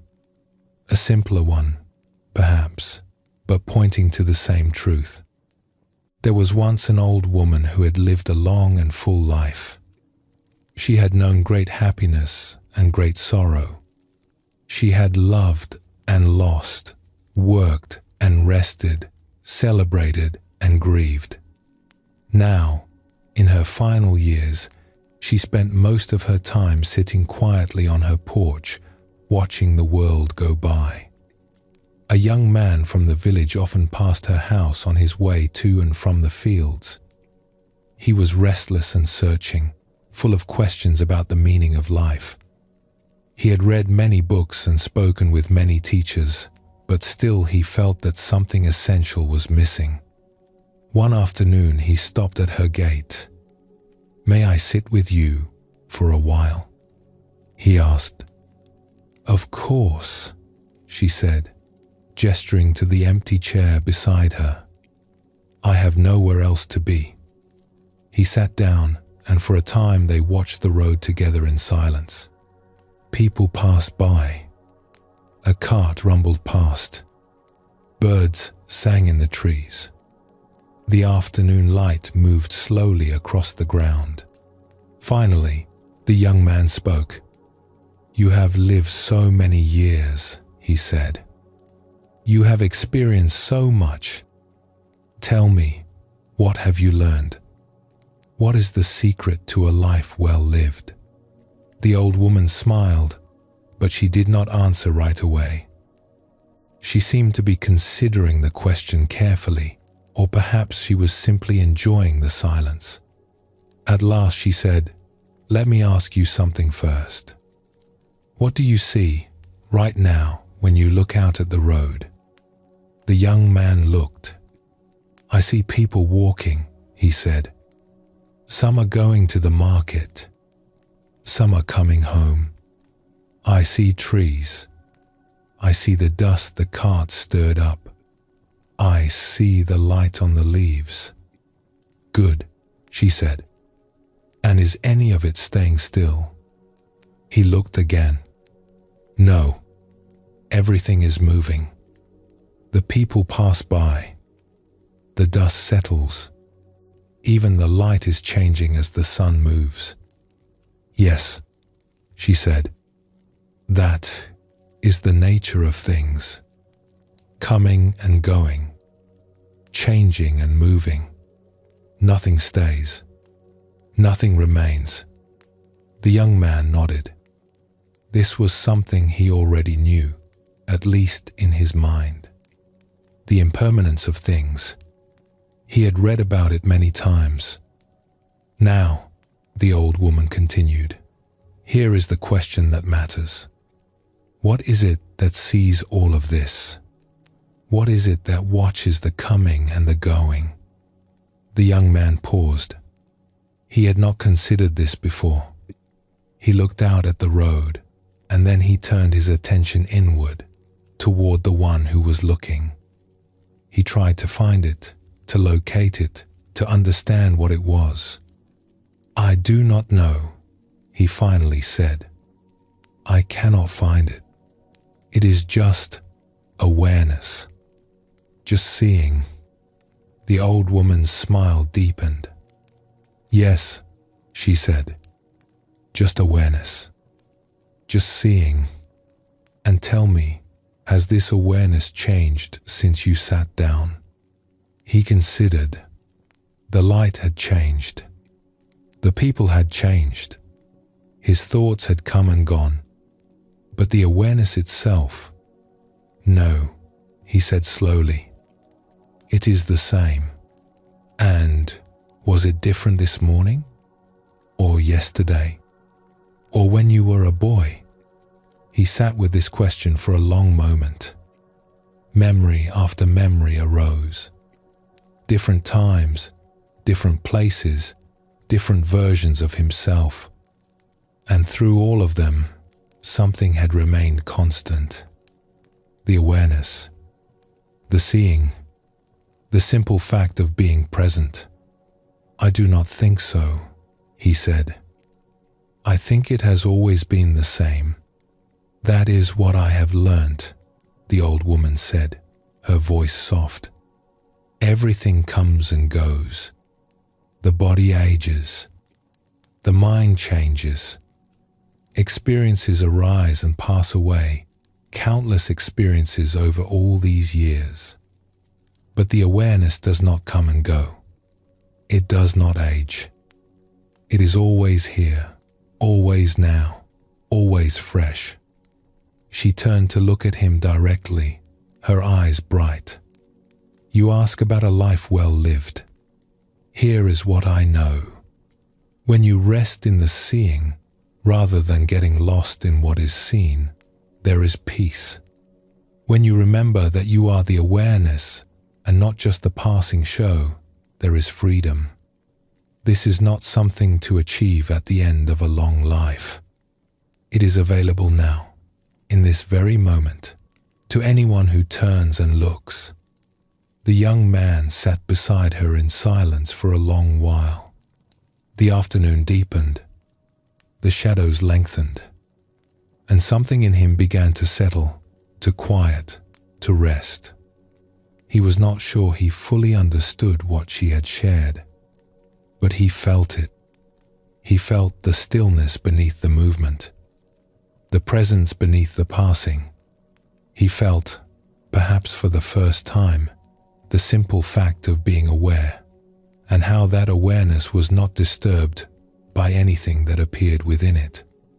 And he began to understand that what he had been seeking out in the world had been right here all along, closer than close, nearer than near. The one who was seeking was itself the treasure he sought. A great forest master had a beautiful way of expressing this. He would say, "Try to be mindful and let things take their natural course. Then your mind will become still in any surroundings, like a clear forest pool. All kinds of wonderful, rare animals will come to drink at the pool, and you will clearly see the nature of all things. You will see many strange and wonderful things come and go, but you will be still. This is the happiness of the Buddha, the still pool that reflects but does not grasp, the awareness that knows but does not cling. This is what you are, beneath all the activity of your life. And the remarkable thing is that this awareness is not something cold or empty. It is alive. It is warm. It is intimate. It is the most tender presence, holding everything with care. The great Tibetan teachers called it the ground luminosity, or the natural state. They said it is closer to us than our own face. We cannot see it directly because it is what is doing the seeing. As you rest here, listening to these words, you can sense this for yourself. Right now, in this very moment, there is awareness. There is knowing. You are aware of sounds, perhaps. You are aware of sensations in the body. You are aware of thoughts drifting through like clouds. All of these things come and go, but the awareness remains. It does not flicker. It does not waver. It is the constant in all the change, the stillness in all the movement, the peace in all the activity. You do not need to create this awareness. You cannot destroy it. You can only recognize it. You can only rest in it. You can only remember that this is what you are and have always been. The Buddha sat beneath a tree and discovered this. An old woman on her porch knows this. A child playing in the sunlight lives this, though they have no words for it. It is not far away. It is not difficult to reach. It is simply what remains when we stop looking elsewhere and turn our attention to what is already here. You are the timeless witness. You are the one who knows. Beyond all the changes of your life, beyond the coming and going of every experience, this awareness remains. It is your deepest nature, your truest home, and it is here, always here, patiently waiting for you to recognize it and rest. Let us pause here for a moment. Rest in the awareness that is listening to these words. Notice that it is always present, always still, always at peace. And when you are ready, we will continue together.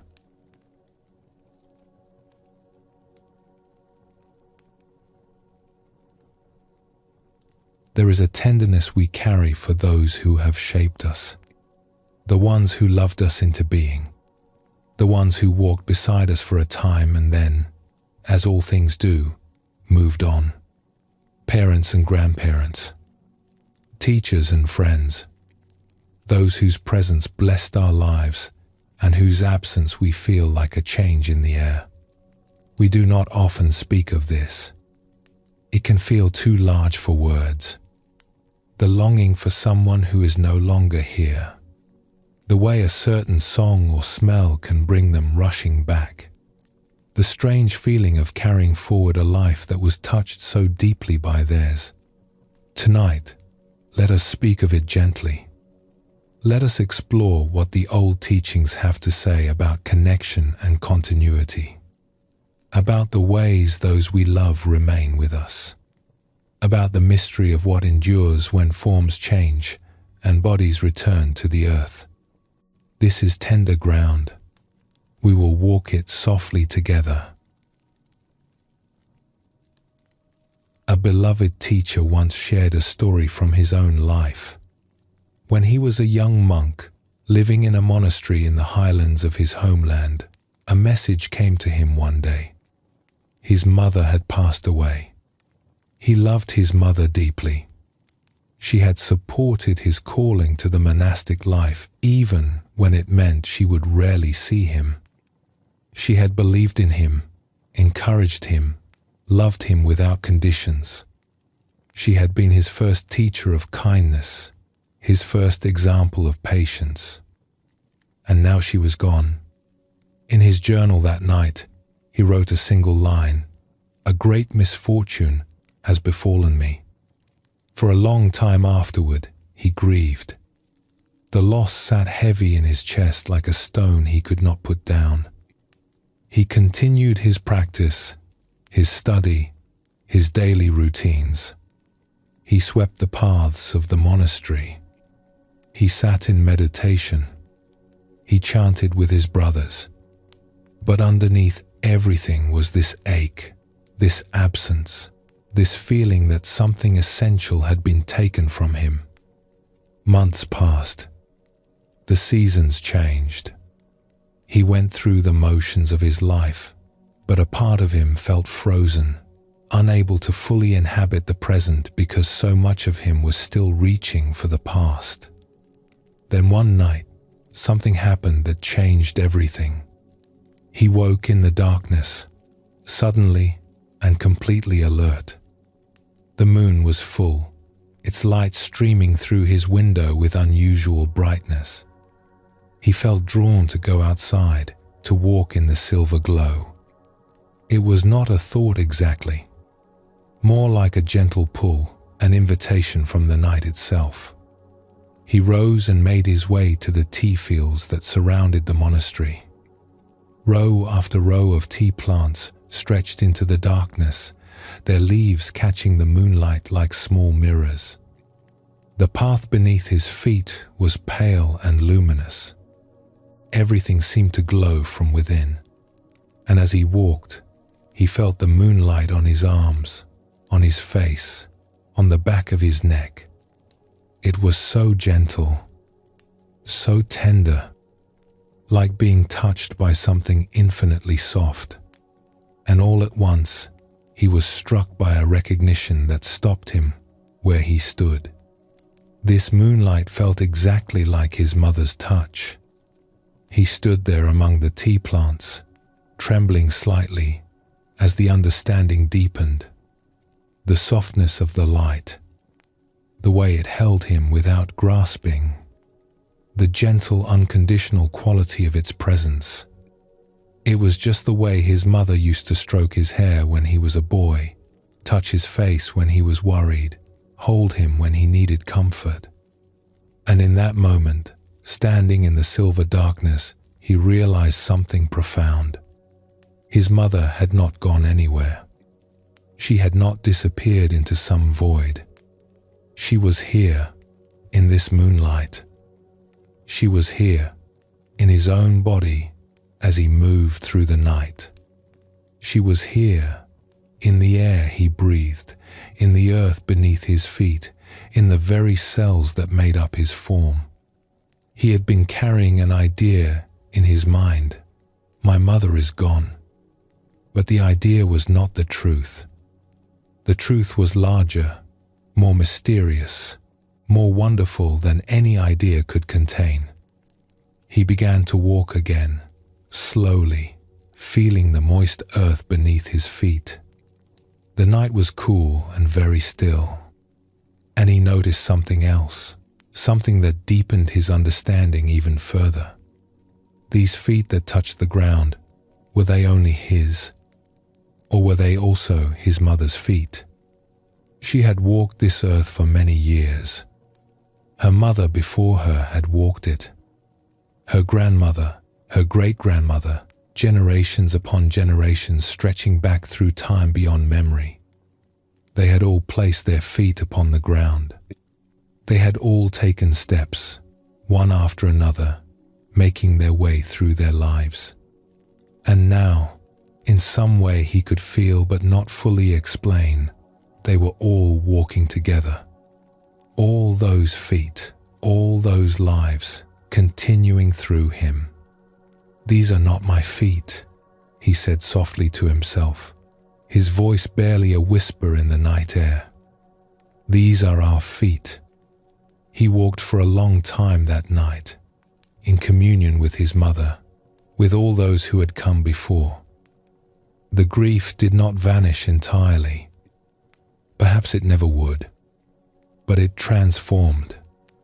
It became something more spacious, more connected, more alive. It was no longer a wall between him and life. It became a doorway into a deeper understanding of what life truly is. Later, after many years of teaching, he would share this experience with thousands of students. He would say, "I realized that my mother had never died. I had only been carrying an idea of her death. But she was there with me in the moonlight. She was there in my body. She is here still, in every step I take." This teaching may seem strange at first. We are so accustomed to thinking of presence and absence as absolute opposites. Either someone is here or they are not. Either they exist or they have ceased to exist. Our minds want clear categories, definite boundaries. But the Buddhist understanding is more subtle, more fluid. The Buddha taught that nothing is created from nothing and nothing is destroyed into nothing. Everything is transformation. The cloud does not die when it becomes rain. It simply takes a new form. The rain does not die when it becomes river. It continues its journey. The river does not die when it becomes sea. It joins something larger. Forms change. Conditions shift. But the essence continues, taking new shapes, participating in new patterns. A Zen master once held up a piece of paper before his students. It was an ordinary piece of paper, thin and white, He asked them, "Can you see the cloud in this paper?" The students looked puzzled. Some of them squinted at the paper, as if a cloud might literally appear. Others thought it was a trick question. "Without cloud, there is no rain," the master explained patiently. "Without rain, the trees cannot grow. Without trees, there is no pulp. Without pulp, there is no paper. So the cloud is here, in this very sheet. It has not ceased to be. It has only become something else." He turned the paper in his hands, letting the light play across its surface. "And what else can you see? Can you see the sunshine that helped the tree grow? Can you see the logger who felled the tree, and his parents who raised him, and the food they ate, and the farmers who grew that food? Can you see the mill workers who made this paper, and the truck driver who transported it, and the merchant who sold it?" He smiled at his students. "The paper is made of non-paper elements. Everything that exists is made of everything that is not itself. Nothing exists by itself, alone and separate. Everything is with everything else. This is the teaching of interbeing. We are not separate, isolated beings who come into existence from nothing and then vanish into nothing. We are woven into the fabric of life itself. We are made of our ancestors, our teachers, our loved ones. They continue in us, as we will continue in those who come after. When you understand this deeply, something shifts in how you hold both life and loss. You begin to see that what we call endings are really transformations. What we call goodbyes are really see you laters. The form changes, yes. The particular way we knew someone, the sound of their voice, the specific warmth of their embrace, these do change. And we grieve that change. That grief is right and natural. But the essence, the love, the connection, the ways they have shaped us and become part of us, these do not end. They cannot end. They are woven too deeply into the fabric of what we are. There is an ancient piece of wisdom, very old, from a tradition that flourished long ago around the Great Sea. It offers a way of seeing that can help us hold the wholeness of a life. It says, "Imagine that you are not yet born. Feel yourself waiting in the darkness before form. Imagine that you are in the womb, growing toward light. Imagine that you are young, full of energy and possibility. Imagine that you are in the middle of life, with its joys and burdens. Imagine that you are old, with a lifetime gathered behind you like a long road traveled. Imagine that you have moved beyond this body, into the great mystery.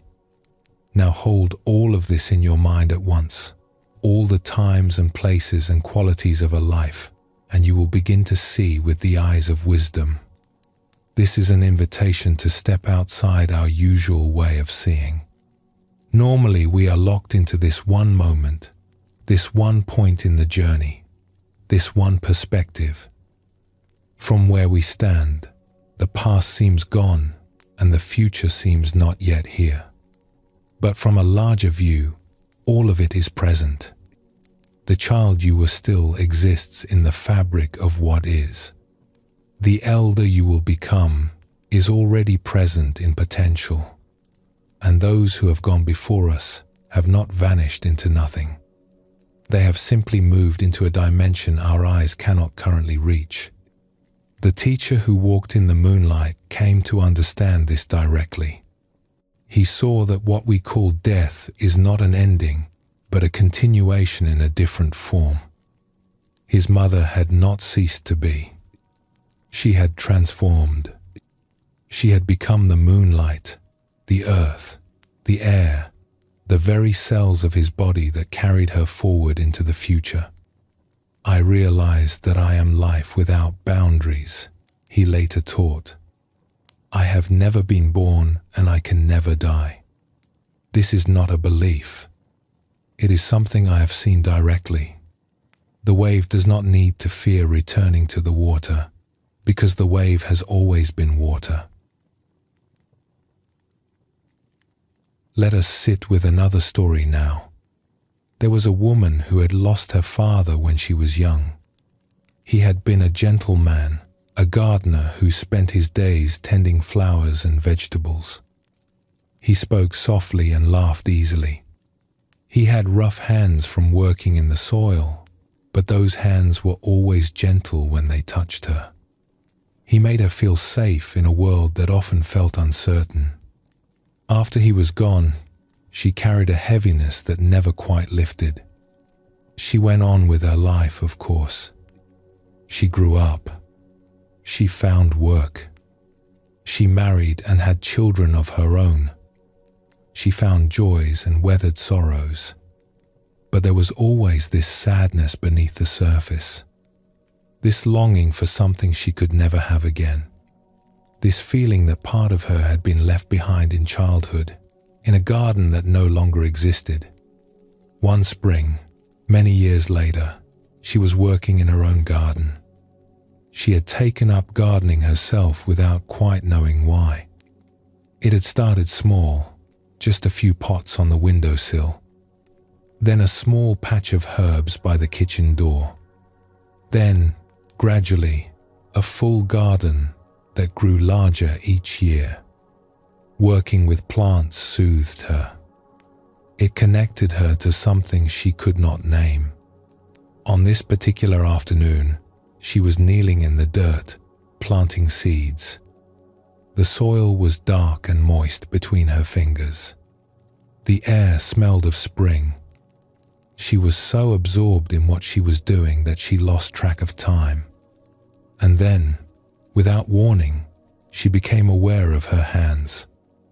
Really aware, as if seeing them for the first time. The way they moved through the soil. The way they held the tiny seeds with such care, such tenderness. The patience in them. The attention. The love. And she realized, with a start that made her catch her breath, that these were her father's hands. Not literally, of course. Her hands were her own. But the way they cupped the soil, the gentleness with which they placed each seed, the patience, the presence, the love for growing things, all of it had come from him. He had planted these qualities in her just as surely as she was now planting seeds in the earth. She sat back on her heels, tears streaming down her face.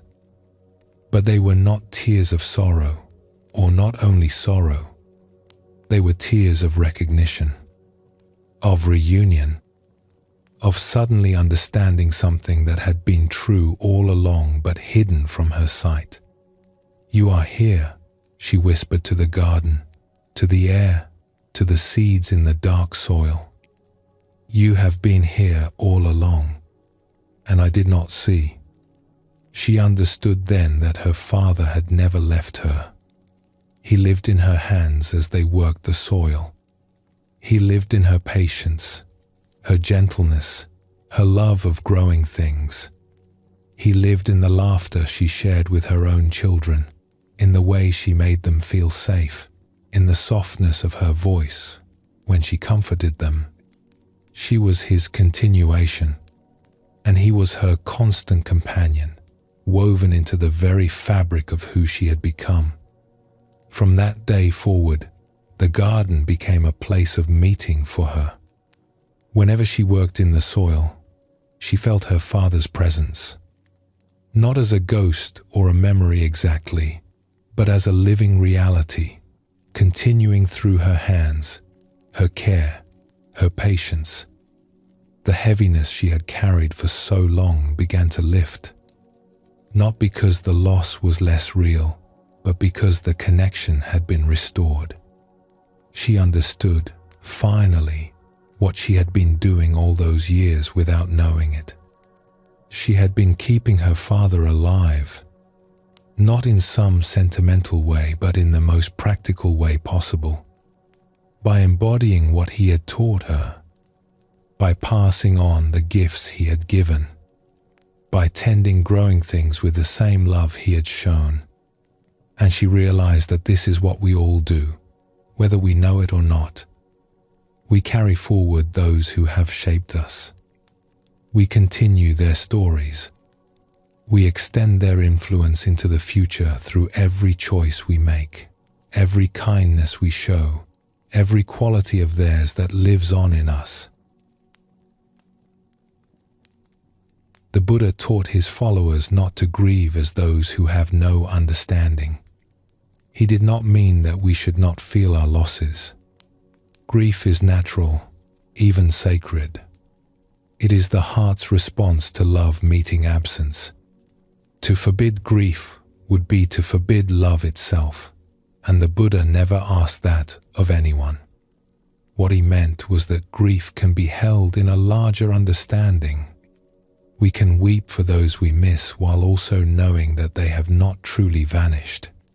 We can feel the ache of absence while also sensing the presence that remains. Both can be true at once. The sorrow and the connection, the missing and the finding. There is comfort in this, though perhaps not the kind of comfort our grasping minds want. We want our loved ones back, exactly as they were. We want to hold them again, hear their voices again, see their faces across the table. This longing is so human, so understandable. It is the cry of love meeting the reality of change. But there is another kind of comfort available. The comfort of knowing that love does not end when form ends. That the connections we have made are woven into reality itself. That those who have touched our lives continue to touch us in ways subtle and profound, long after their bodies have returned to the elements. When you feel the sun on your face, who is to say that the warmth you feel is not also the warmth of everyone who ever loved you? When you move through your day with kindness, who is to say that kindness is not the living presence of those who taught you kindness? When you laugh, perhaps your grandmother is laughing through you. When you show patience, perhaps your father's patience is expressing itself in this new form. This is not wishful thinking. This is recognizing the truth of interbeing. Nothing is separate. Nothing is completely lost. Everything continues, transforming, interweaving, becoming.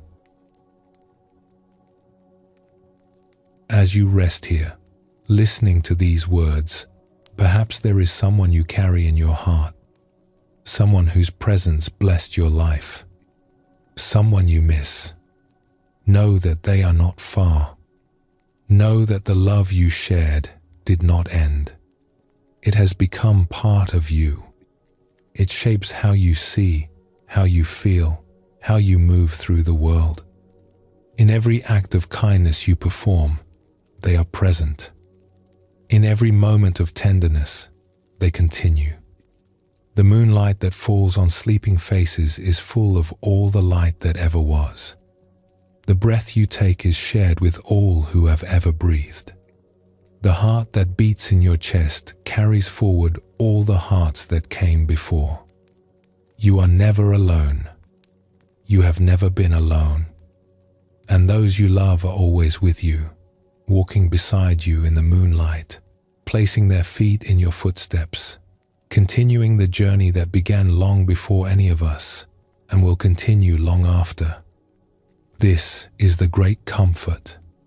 Not that we will not feel loss. We will. But that loss is not the final word. Love is the final word. Connection is the final word.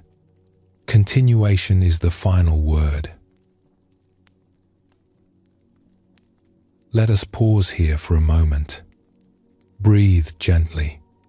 Feel the air filling you, connecting you to all that breathes. And when you are ready, we will continue together.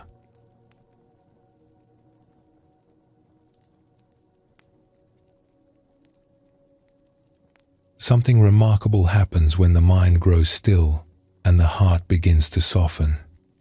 We do not have to manufacture it or force it into being. It arises on its own, as naturally as flowers open to the sun. It is compassion, not the effortful kind where we try to feel something we do not feel, not the dutiful kind where we remind ourselves that we should care about others, but a natural, spontaneous tenderness that wells up from within when the barriers come down. A warmth that extends outward without any sense of obligation. A feeling of kinship with all living things. This is one of the most beautiful discoveries along the path of quiet mind and open heart. That we do not need to become compassionate. We already are compassionate. It is our nature. It has simply been covered over by busyness, by self-protection, by the habits of separation that we have accumulated over the years. When those coverings are removed, compassion flows as naturally as water flows downhill. The Buddha spoke often of compassion. He called it one of the 4 divine abodes, the 4 qualities of an awakened heart. Along with loving kindness, sympathetic joy, and equanimity, compassion was seen as a natural expression of our deepest nature. But the Buddha did not ask his students to manufacture compassion through willpower. He knew that forced compassion is brittle, that it cannot sustain itself when conditions become difficult. Instead, he taught practices that clear away the obstacles to compassion. He taught his students to quiet the mind, to release the grip of self-centeredness, to see clearly the truth of interconnection. When these things happen, compassion arises on its own. It is not something we do. It is something we become, or more accurately, something we discover we have always been. There is a story told about the night of the Buddha's awakening that speaks to this. After he had seen through the illusion of the separate self, after he had realized the vast awareness that is our true nature, something else happened. Something unexpected. He looked out over the world with new eyes, and he saw beings everywhere struggling. He saw them wanting so desperately to be happy, yet doing the very things that caused them suffering. He saw them grasping at pleasures that could not satisfy, running from pains they could not escape, fighting wars that could not be won. He saw the whole vast pageant of human confusion, the endless cycles of longing and loss. And his heart broke open. There is something profound in this image. Here was someone who had just attained complete freedom. He had transcended suffering. He could have rested in peace, untouched by the troubles of the world. But he did not. He could not. Because awakening does not lead to indifference. It leads to love. When the illusion of separation dissolves, what remains is not coldness, but warmth. Not detachment, but intimacy. Not the absence of feeling, but the presence of feeling for all. Tears began to flow down his face. Not tears of despair, but tears of compassion. He felt the suffering of every being as if it were his own.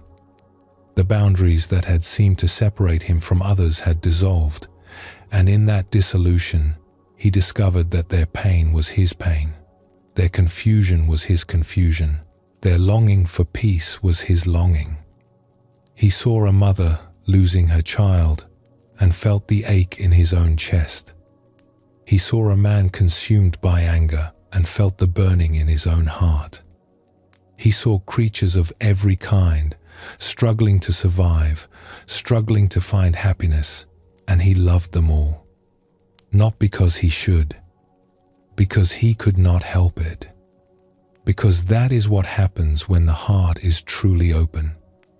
The old stories say that where his tears touched the earth, a goddess was born. She was called the Mother of Compassion, and she embodied the infinite tenderness of the awakened heart. She became a symbol of the compassion that naturally arises when we see clearly, when we are no longer blinded by the illusion of separation. This story points to something important. Compassion is not a duty we must perform. It is a response that arises when we see truly, when we understand that we are not separate from others, that their suffering touches us because we are woven together in the fabric of life.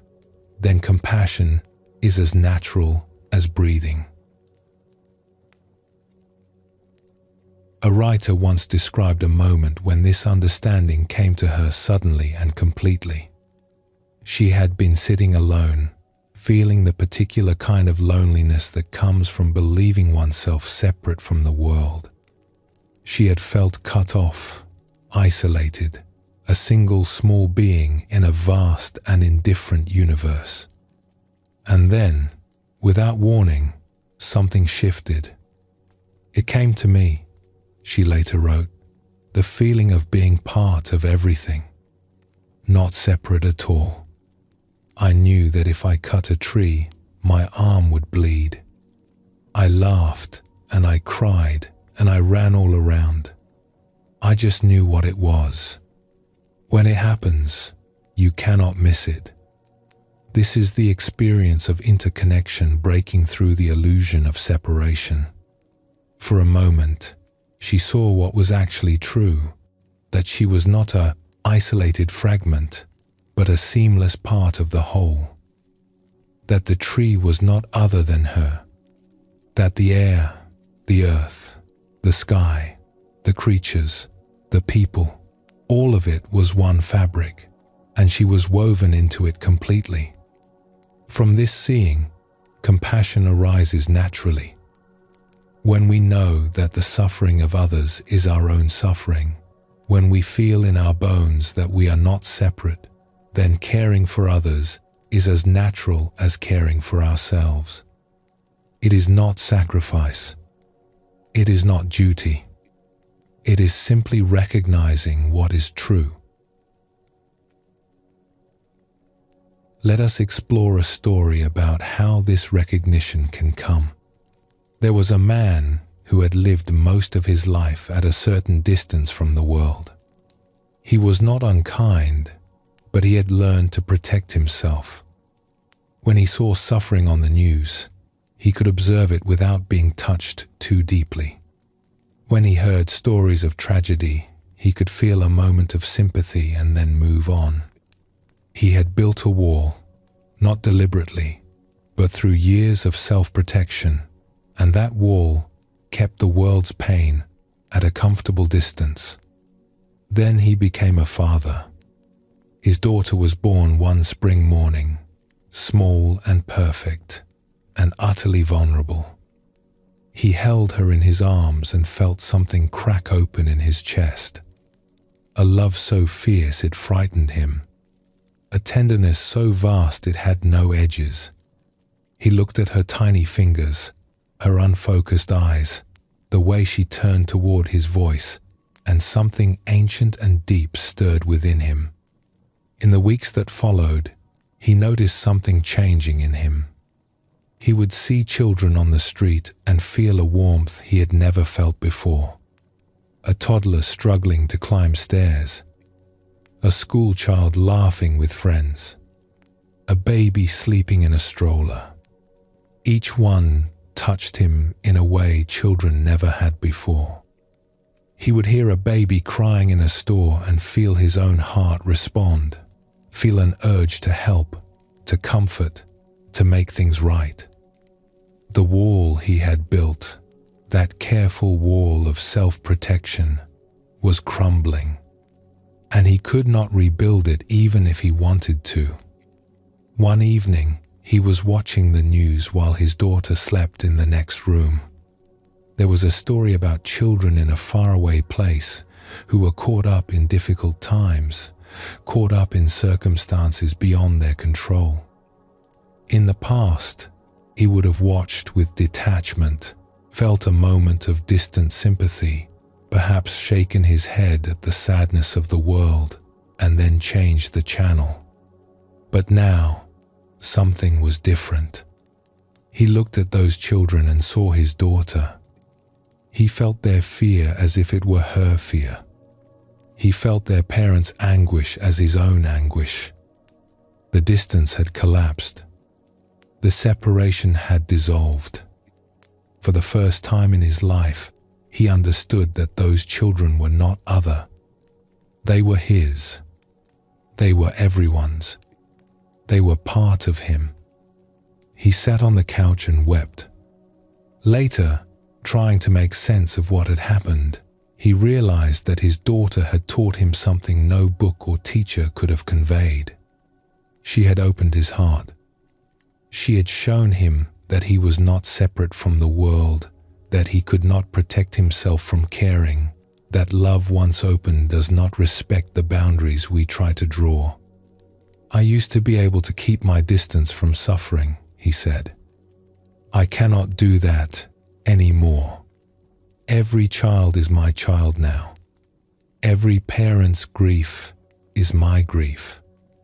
It sounds like it would be overwhelming, but somehow it is not. It is just true. It is just how things are once you let yourself see. This is how compassion awakens. Sometimes through meditation and practice. Sometimes through the breaking open that love brings. Sometimes through loss or beauty or a moment of unexpected grace. However it comes, the result is the same. The illusion of separation falls away, and we discover that we have always been part of each other. The Buddhist tradition speaks of this as the natural state of the heart. When the coverings are removed, when the protections are set down, the heart naturally opens. It naturally feels with others.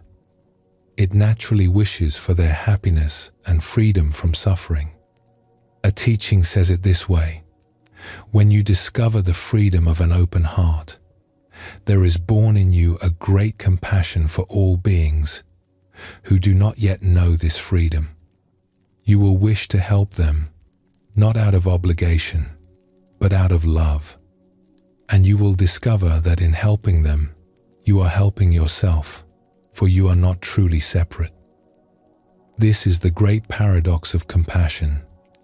We might think that opening to the suffering of others would be overwhelming, that it would crush us, that we need our walls to survive. But the opposite is true. When we close ourselves off, we suffer in our isolation. When we open, we find that we are held by something larger than ourselves. The heart that can hold sorrow is the same heart that can hold joy. The more we open to one, the more we can receive of the other. Compassion does not drain us. It fills us. It connects us to the vast web of life. It reminds us that we belong. There is another dimension to this teaching that is worth exploring.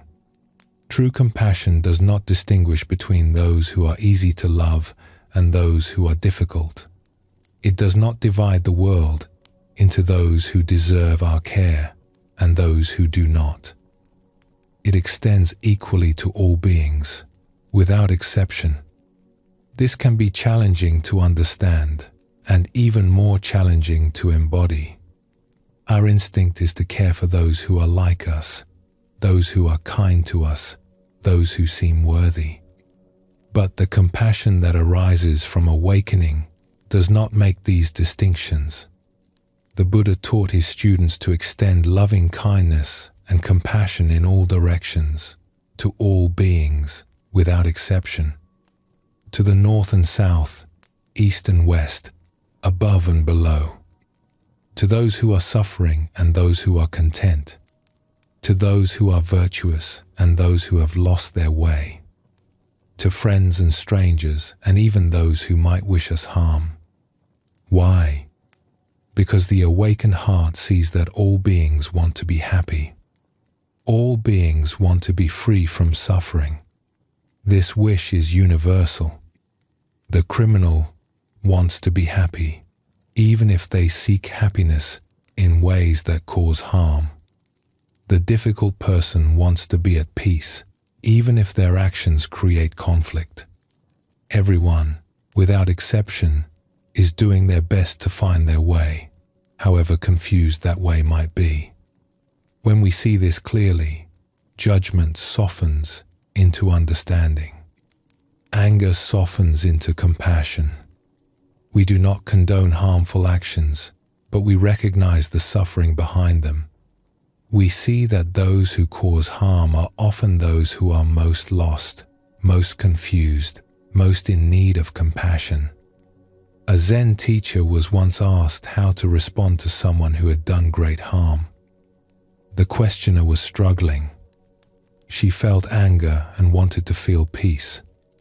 She felt judgment and wanted to feel understanding. But she could not force her heart to feel what it did not feel. The teacher listened carefully to her question. Then he was quiet for a long moment, considering. When I look at such a person, he finally said, I see someone who has forgotten who they truly are. They have become so lost in confusion that they cannot see the light within themselves. They are like someone wandering in complete darkness, stumbling into things, causing damage without even understanding what they are doing. He paused, choosing his words with care. This does not excuse what they have done. Actions have consequences, and harmful actions must be met with wise response. But understanding why someone has lost their way helps me respond with wisdom rather than hatred. Hatred only adds to the suffering in the world. It does not diminish it. It multiplies it. Understanding can begin to heal. The questioner asked, but how do I find this understanding when my heart is full of anger? The teacher smiled gently. You do not need to push the anger away. You do not need to pretend to feel what you do not feel. Simply hold the anger with compassion, as you would hold a frightened child. Underneath the anger, there is pain. Underneath the pain, there is love. If you are patient with yourself, the heart will find its way to understanding in its own time. This kind of compassion takes time to develop fully. We do not expect ourselves to feel equal tenderness for all beings immediately. We start where we are, with those we naturally love, and we let that love teach us. A parent's love for a child, a friend's care for a friend, the warmth we feel for those who have been kind to us. These natural forms of compassion are our teachers. They show us what the heart is capable of. They reveal the tenderness that lives within us. And slowly, over time, as the heart continues to open, that tenderness expands. It begins to include more beings.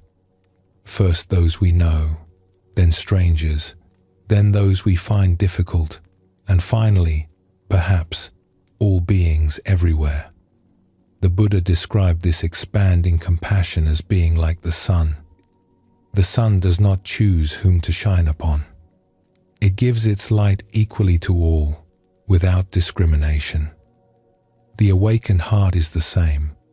It shines on all beings, wishing them well, wishing them freedom from suffering, wishing them happiness and peace. There is something important to say here about compassion and ourselves. Sometimes, when we hear teachings about compassion, we think only of extending it outward. We think of caring for others, helping others, relieving the suffering of others. And this is beautiful and important. But true compassion includes ourselves as well. We too are beings who want to be happy. We too are doing our best to find our way. We too deserve kindness and understanding. This can be surprisingly difficult for many of us. We are often much harder on ourselves than we would ever be on others. We speak to ourselves in ways we would never speak to a friend. We judge ourselves for falling short, for making mistakes, for being human. But if compassion is truly universal, if it extends to all beings without exception, then it must include this being right here. The one reading these words. The one who has struggled and stumbled and gotten back up again. The one who is doing their best, even when their best does not feel like enough. The Buddha said, "You yourself, as much as anybody in the entire universe, deserve your love and affection." These words are worth sitting with. You yourself, as much as anybody, not less than anybody, not after everybody else has been cared for, but as much as anybody, equal, included, deserving. This is not selfishness. It is recognizing that we are part of the whole. If we extend compassion to all beings but exclude ourselves, we have not understood the teaching. We have drawn a line and placed ourselves outside of it. We have said, in effect, that compassion applies to others but not to me. But there is no such line in the awakened heart. There is only compassion, extending in all directions, including the one who feels it. So as the heart opens, let it open to your own struggles as well. Let it hold your own confusion with tenderness. Let it wish you well, as genuinely as it wishes well for others. This is not a detour from the path. It is the path itself. As you rest here, perhaps you can sense this natural compassion within you. Not something you have to create, but something that is already present, waiting to be noticed. Think of someone you love. Feel the warmth that arises naturally when you bring them to mind.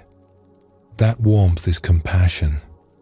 It is already here, already flowing, already part of who you are. Now, gently, let that warmth expand a little. Let it include those you may not know personally but who are also living their lives, facing their challenges, doing their best. They too want to be happy. They too want to be free from suffering. They are not so different from you. And finally, let that warmth turn back toward yourself. You too are on this journey. You too deserve kindness. You too are held in the vast web of compassion that connects all life. This is not something to strain for. It is something to relax into. The heart knows how to love. We only need to get out of its way. Let us pause here for a moment. Feel whatever tenderness is present in you right now. Let it be just as it is. And when you are ready, we will continue together.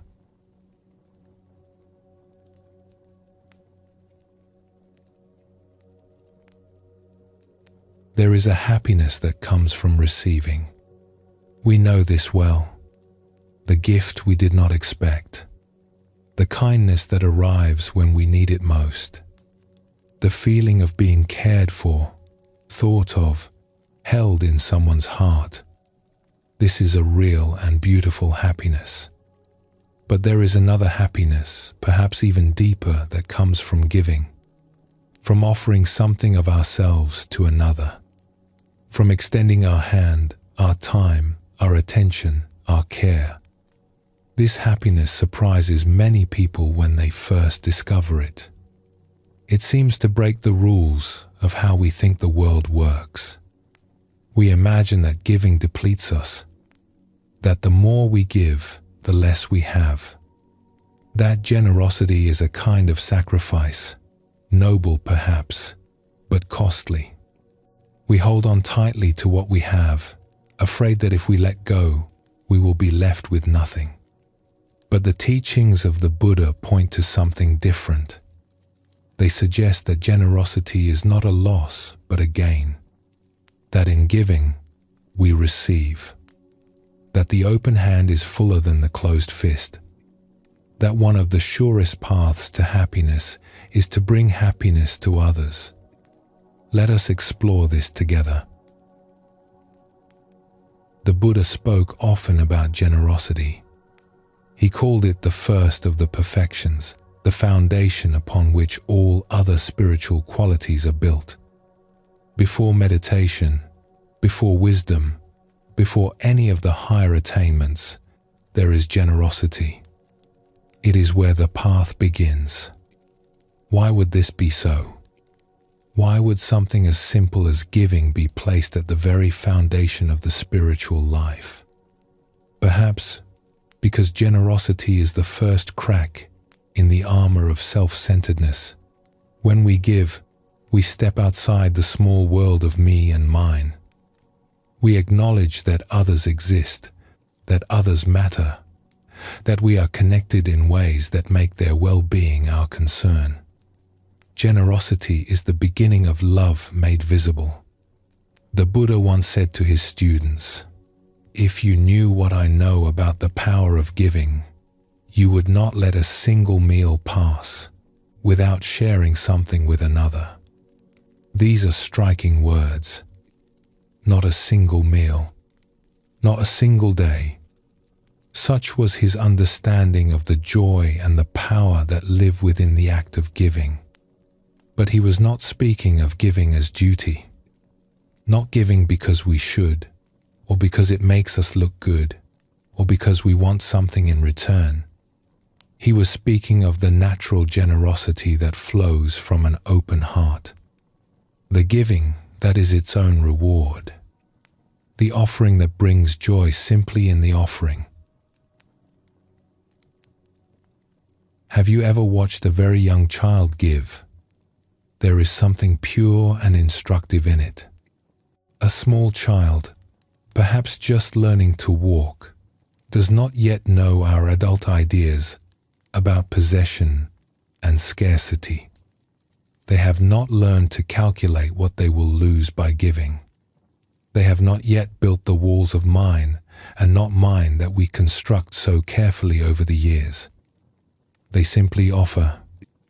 A child might bring you their favorite toy, soggy from being chewed on, and place it in your hands with great seriousness.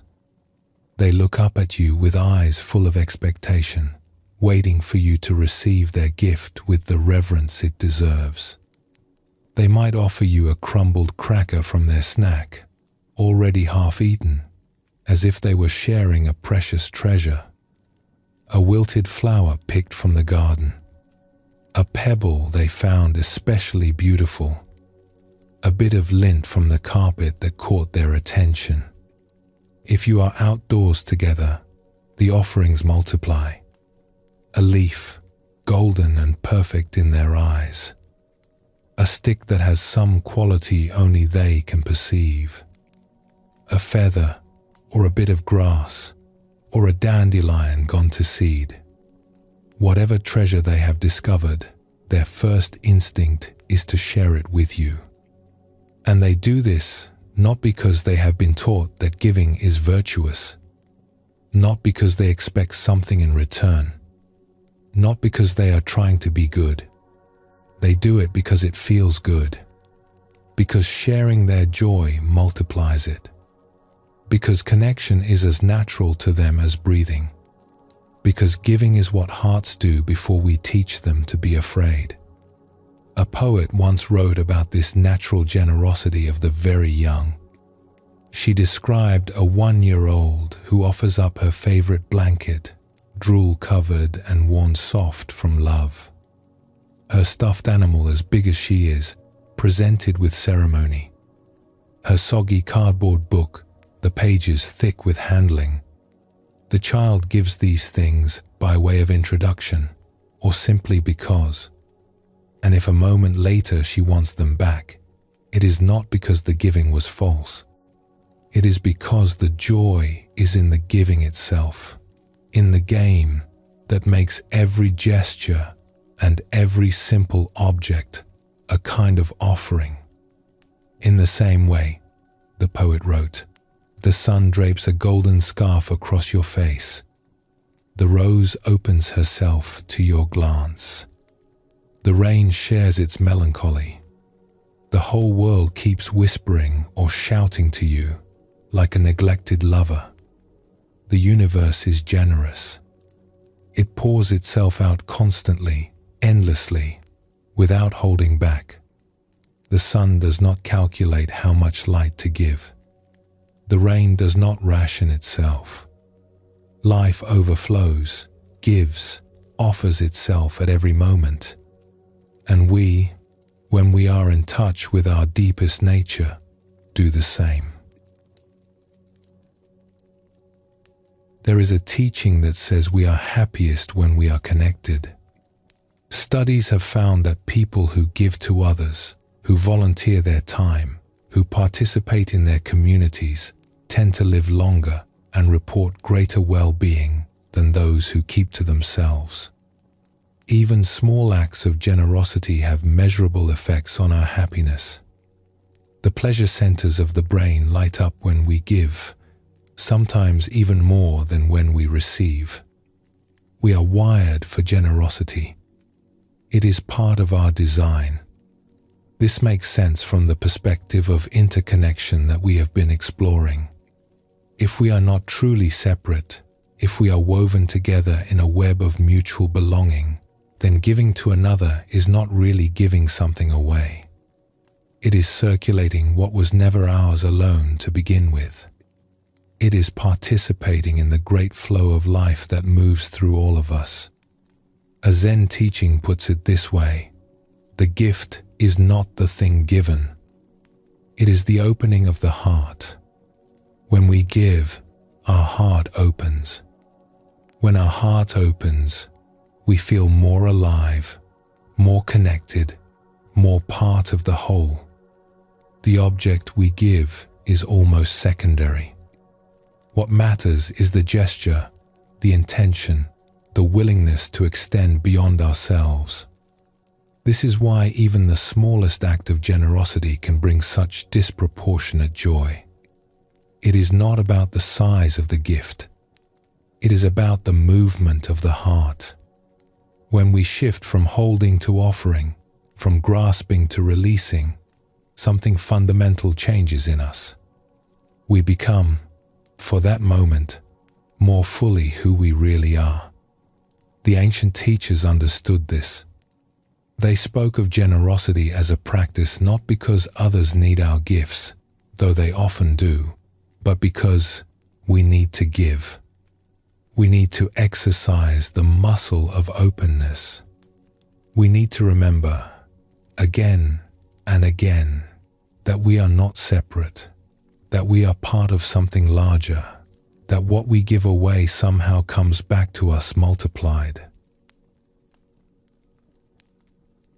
There is also something important about receiving generosity with grace. Sometimes it is harder to receive than to give. We may feel unworthy. We may feel indebted. We may prefer to be the giver, to stay in the position of one who has something to offer, rather than the vulnerable position of one who needs. But receiving is its own form of generosity. When we receive gracefully, we complete the circle. We allow the giver the joy of giving. We participate in the exchange that binds us together. The Buddha taught that giving and receiving are two sides of one reality. Neither can exist without the other. To give is also to receive. To receive is also to give. In every act of generosity, both parties are blessed. So if someone offers you kindness, receive it fully. Let it land. Let it nourish you. Do not deflect it with false humility or brush it aside as if it does not matter. Your receiving is a gift to the giver. Your openness completes their offering. As we near the end of this exploration, let us return to the simple joy of giving.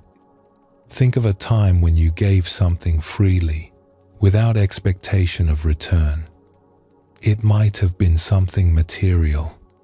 It might have been your time, your attention, your care. It might have been a small gesture or a large one. Do you remember how it felt? Not the response of the other person, but the feeling within yourself as you gave. There is a warmth in that moment, a sense of rightness, a feeling that this is what we are here for, this connecting and sharing and offering. The heart recognizes generosity as its native language. The Buddha said that generosity is the expression of an awakened heart. When we truly understand who we are and how we are connected, giving becomes as natural as breathing. We do not have to force it. We do not have to remind ourselves. It flows from the fullness of our being. This does not mean giving everything away and leaving ourselves with nothing. True generosity is not martyrdom. It includes caring for ourselves as part of the whole. But it does mean holding our resources, our time, our energy, our love, with open hands rather than closed fists. It means looking for opportunities to share, to help, to connect, to make someone's day a little brighter. The world needs this. Not grand gestures necessarily, but the steady, quiet generosity of everyday kindness. A word of encouragement to someone who is struggling. A moment of patience when we could easily be irritated. A willingness to see the humanity in those we encounter. These small acts ripple outward in ways we cannot see. The person we are kind to carries that kindness into their next interaction, and the next, and the next. Generosity multiplies. It spreads. It weaves the world together. Let us rest for a moment in the simple truth that giving is receiving. That when we offer something of ourselves, we are not diminished but enlarged. That the open hand is the happy hand. That generosity is not a sacrifice we make but a joy we discover. This is one of the beautiful secrets of the spiritual path. That what seems to cost us actually enriches us. That letting go is not loss but freedom. That the more we give, the more we have to give. May your hands be open. May your heart be generous. May you know the quiet joy of offering what you have, and may that joy return to you 100-fold. Let us pause for a moment before continuing together on our journey.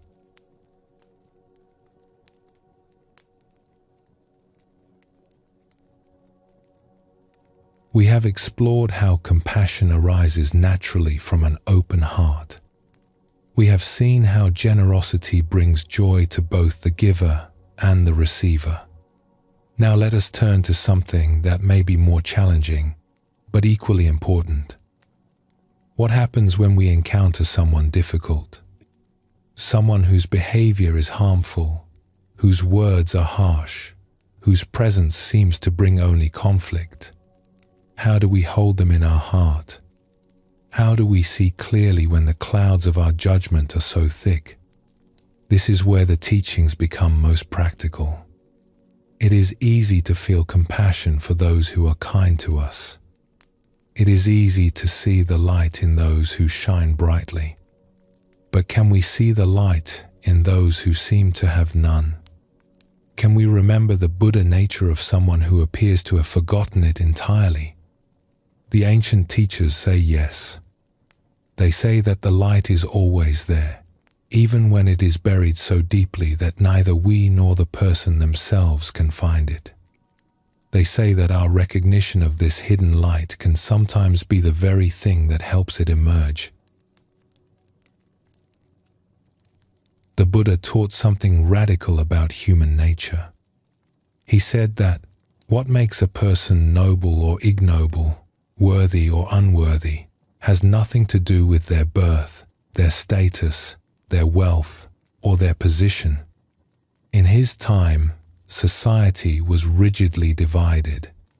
People were judged by the family they came from, the work they did, the caste they belonged to. These external markers determined how a person was treated, what opportunities they had, whether they were seen as valuable or disposable. The Buddha rejected all of this completely. He welcomed into his community people from every background, princes and paupers, scholars and servants, those who had been honored and those who had been despised. He saw no difference in their essential nature. He recognized the same potential for awakening in every single one. He said that the only thing that determines a person's true worth is the quality of their heart, their capacity for wisdom and compassion, their willingness to awaken, not where they came from, but where they were willing to go, not what they had done, but what they were capable of becoming. He used a simple image to make this point. He said that if you take wood from different kinds of trees and burn it, you get the same fire. An oak tree, a pine tree, a fruit tree, any tree at all. The wood looks different. The bark has different textures. The grain runs in different patterns. But when it burns, the flame is the same. Light is light, regardless of its source. In the same way, he taught, every being has a flame of spirit within them. Regardless of their outer circumstances, regardless of their behavior, regardless of how lost they may appear, that flame exists. It may be hidden. It may be flickering. It may be so covered with ash that it seems to have gone out entirely. But it is there. Our work, when we encounter difficult people, is not to judge them by their outer actions, but to remember this inner flame, to see past the behavior to the being, to recognize that underneath the hostility or the cruelty or the confusion, there is someone who wants to be happy, someone who is suffering, someone who has simply lost their way. This does not mean we condone harmful behavior. It does not mean we allow ourselves to be mistreated. It means we respond from wisdom rather than reaction. We set boundaries where needed. We protect ourselves and others, but we do so without losing sight of the humanity of the person in front of us. Let us explore a story about this. There was a man whose work required him to deal with difficult situations. He encountered people who were angry, hostile, sometimes dangerous. In his profession, there were two approaches to such encounters. One approach said that you must think like those you are dealing with, match their energy, meet force with force. Many of his colleagues adopted this stance. and some of them became hard over time, their own hearts closing as they mirrored the hostility around them. But this man chose a different way. He tried to hold in his mind that every person, no matter how they were behaving, was fundamentally good at their core. That their anger or hostility was a kind of forgetting, a loss of connection with their own true nature. His job, as he saw it, was not just to manage the situation, but to somehow affirm that deeper goodness, even when it was completely hidden. One day, he was called to deal with a man who was extremely agitated. The man had a history of difficulty, had spent years in harsh circumstances that had left him bitter and defensive. When their paths crossed, the agitated man singled out this worker for particular hostility. He directed all his rage toward him, as if this stranger represented everything that had ever harmed him. At one point, in a moment of extreme anger, the hostile man spat in the worker's face. This is a moment when most people would react. When the primitive part of the brain takes over and demands retaliation.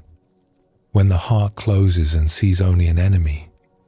But the worker did something unusual. He paused. He took a breath. And he made a choice.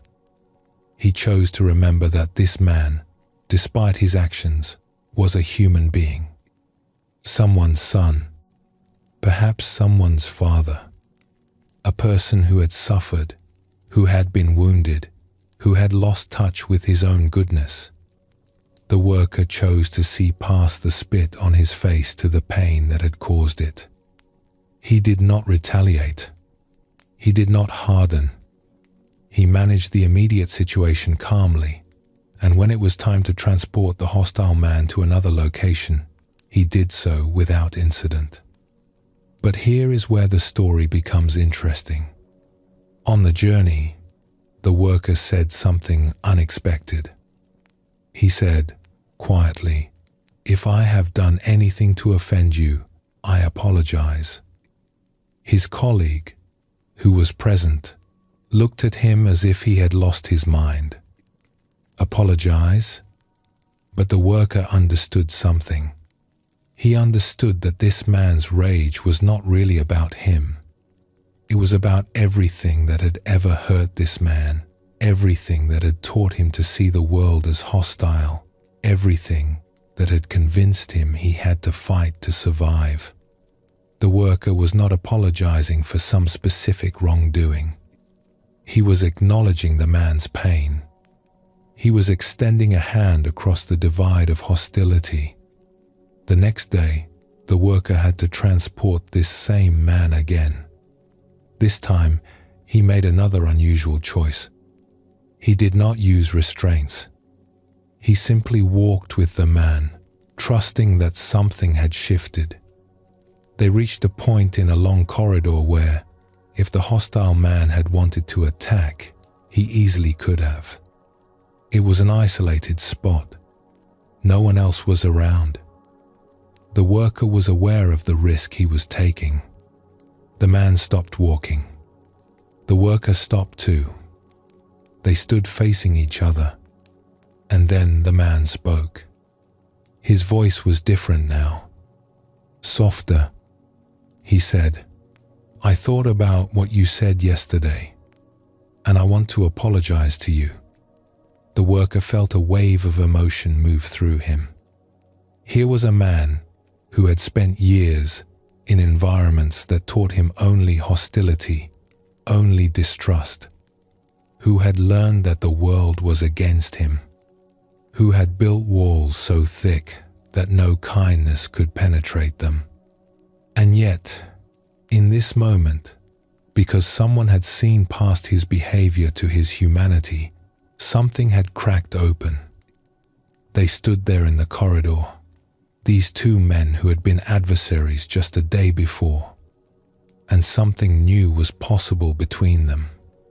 Not friendship exactly, but recognition, respect, a glimpse of the human being on the other side of the divide. It turned out that this man had been through experiences that had shaped his hostility. He had encountered cruelty from people in positions of authority. He had been treated as less than human, again and again, until he began to believe it himself. He had learned to expect abuse, and so he struck first, defended himself against perceived threats. The worker had represented something to him, some category of person he had learned to hate. But when the worker responded with respect instead of force, with apology instead of retaliation, the man's armor was pierced.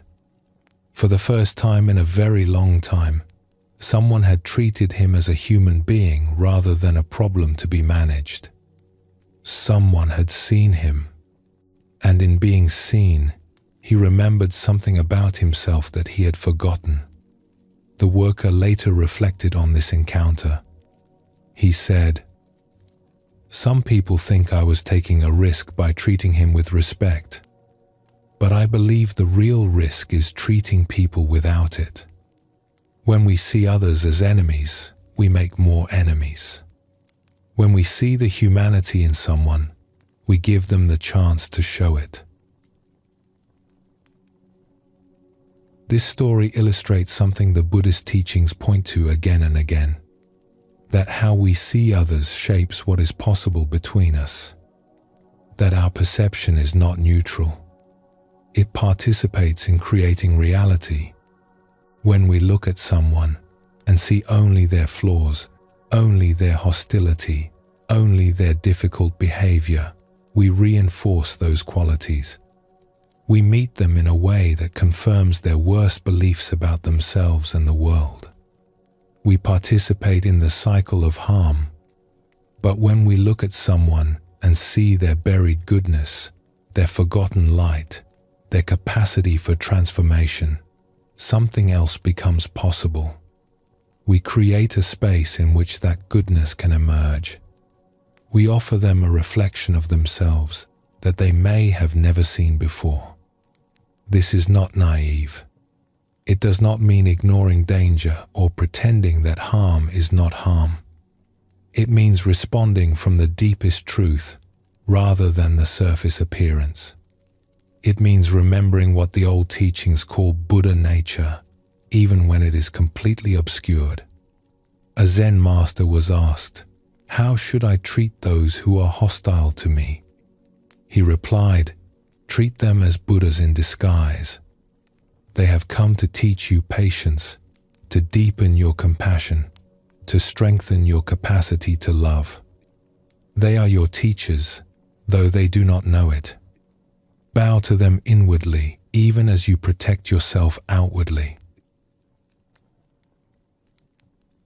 There is a contemplation that some practitioners use when facing difficult people or situations. They imagine that a great being of compassion, perhaps the Buddha himself, or one of the legendary figures of infinite kindness, comes to take their place. They visualize this wise presence stepping into their body, their circumstances, their relationships, and they watch, in their imagination, how this being would respond. It is a simple practice, but it can be illuminating. Those who practice this report something interesting. They notice that the wise being is more relaxed than they would be. There is an ease in the body, a softening of the shoulders and the jaw, a steadiness in the breath. The wise being does not brace against difficulty. They meet it openly, without armor. They notice that the wise being is less reactive, less defensive.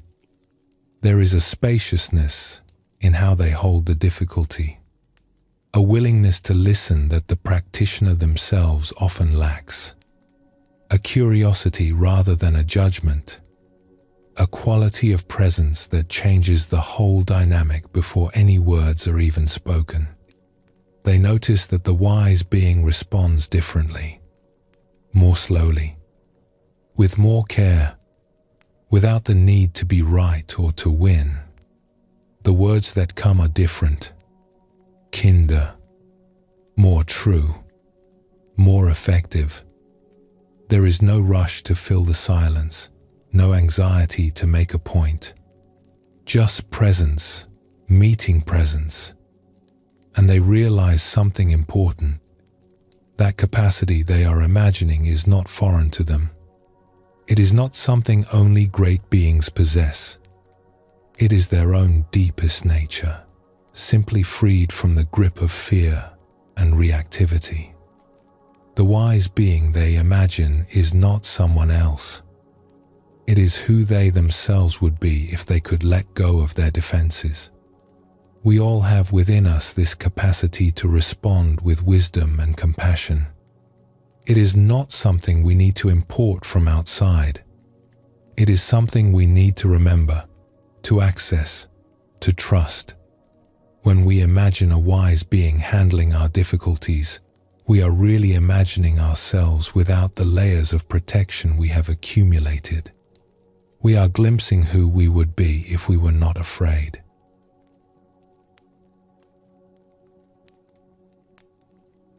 And so we come to the end of our journey together. We have traveled through gentle teachings and timeless stories. We have explored what it means to quiet the mind and open the heart. We have remembered the secret beauty that lives within each of us, the radiant awareness that watches all our experiences without being touched by any of them. We have learned that thoughts and feelings are like weather, passing through the vast sky of who we truly are. We have discovered that what we resist persists, but what we allow can transform. We have walked in moonlight with those we love, sensing that they have never truly left us. We have felt compassion arise naturally when the heart softens. We have tasted the joy of generosity. We have glimpsed the light that shines in every being, even those who seem to have forgotten it entirely. These teachings are not meant to be memorized or mastered. They are simply invitations to return, again and again, to the peace that is always available, to the love that is your deepest nature, to the stillness beneath the noise of the world. You carry this stillness with you always. It does not depend on circumstances. It does not require effort. It is simply what you are when you remember to look. May your mind be quiet. May your heart be open. May you rest in the vast awareness that holds all things with tenderness. Sleep well, and thank you for joining us here at Sleepy Monk.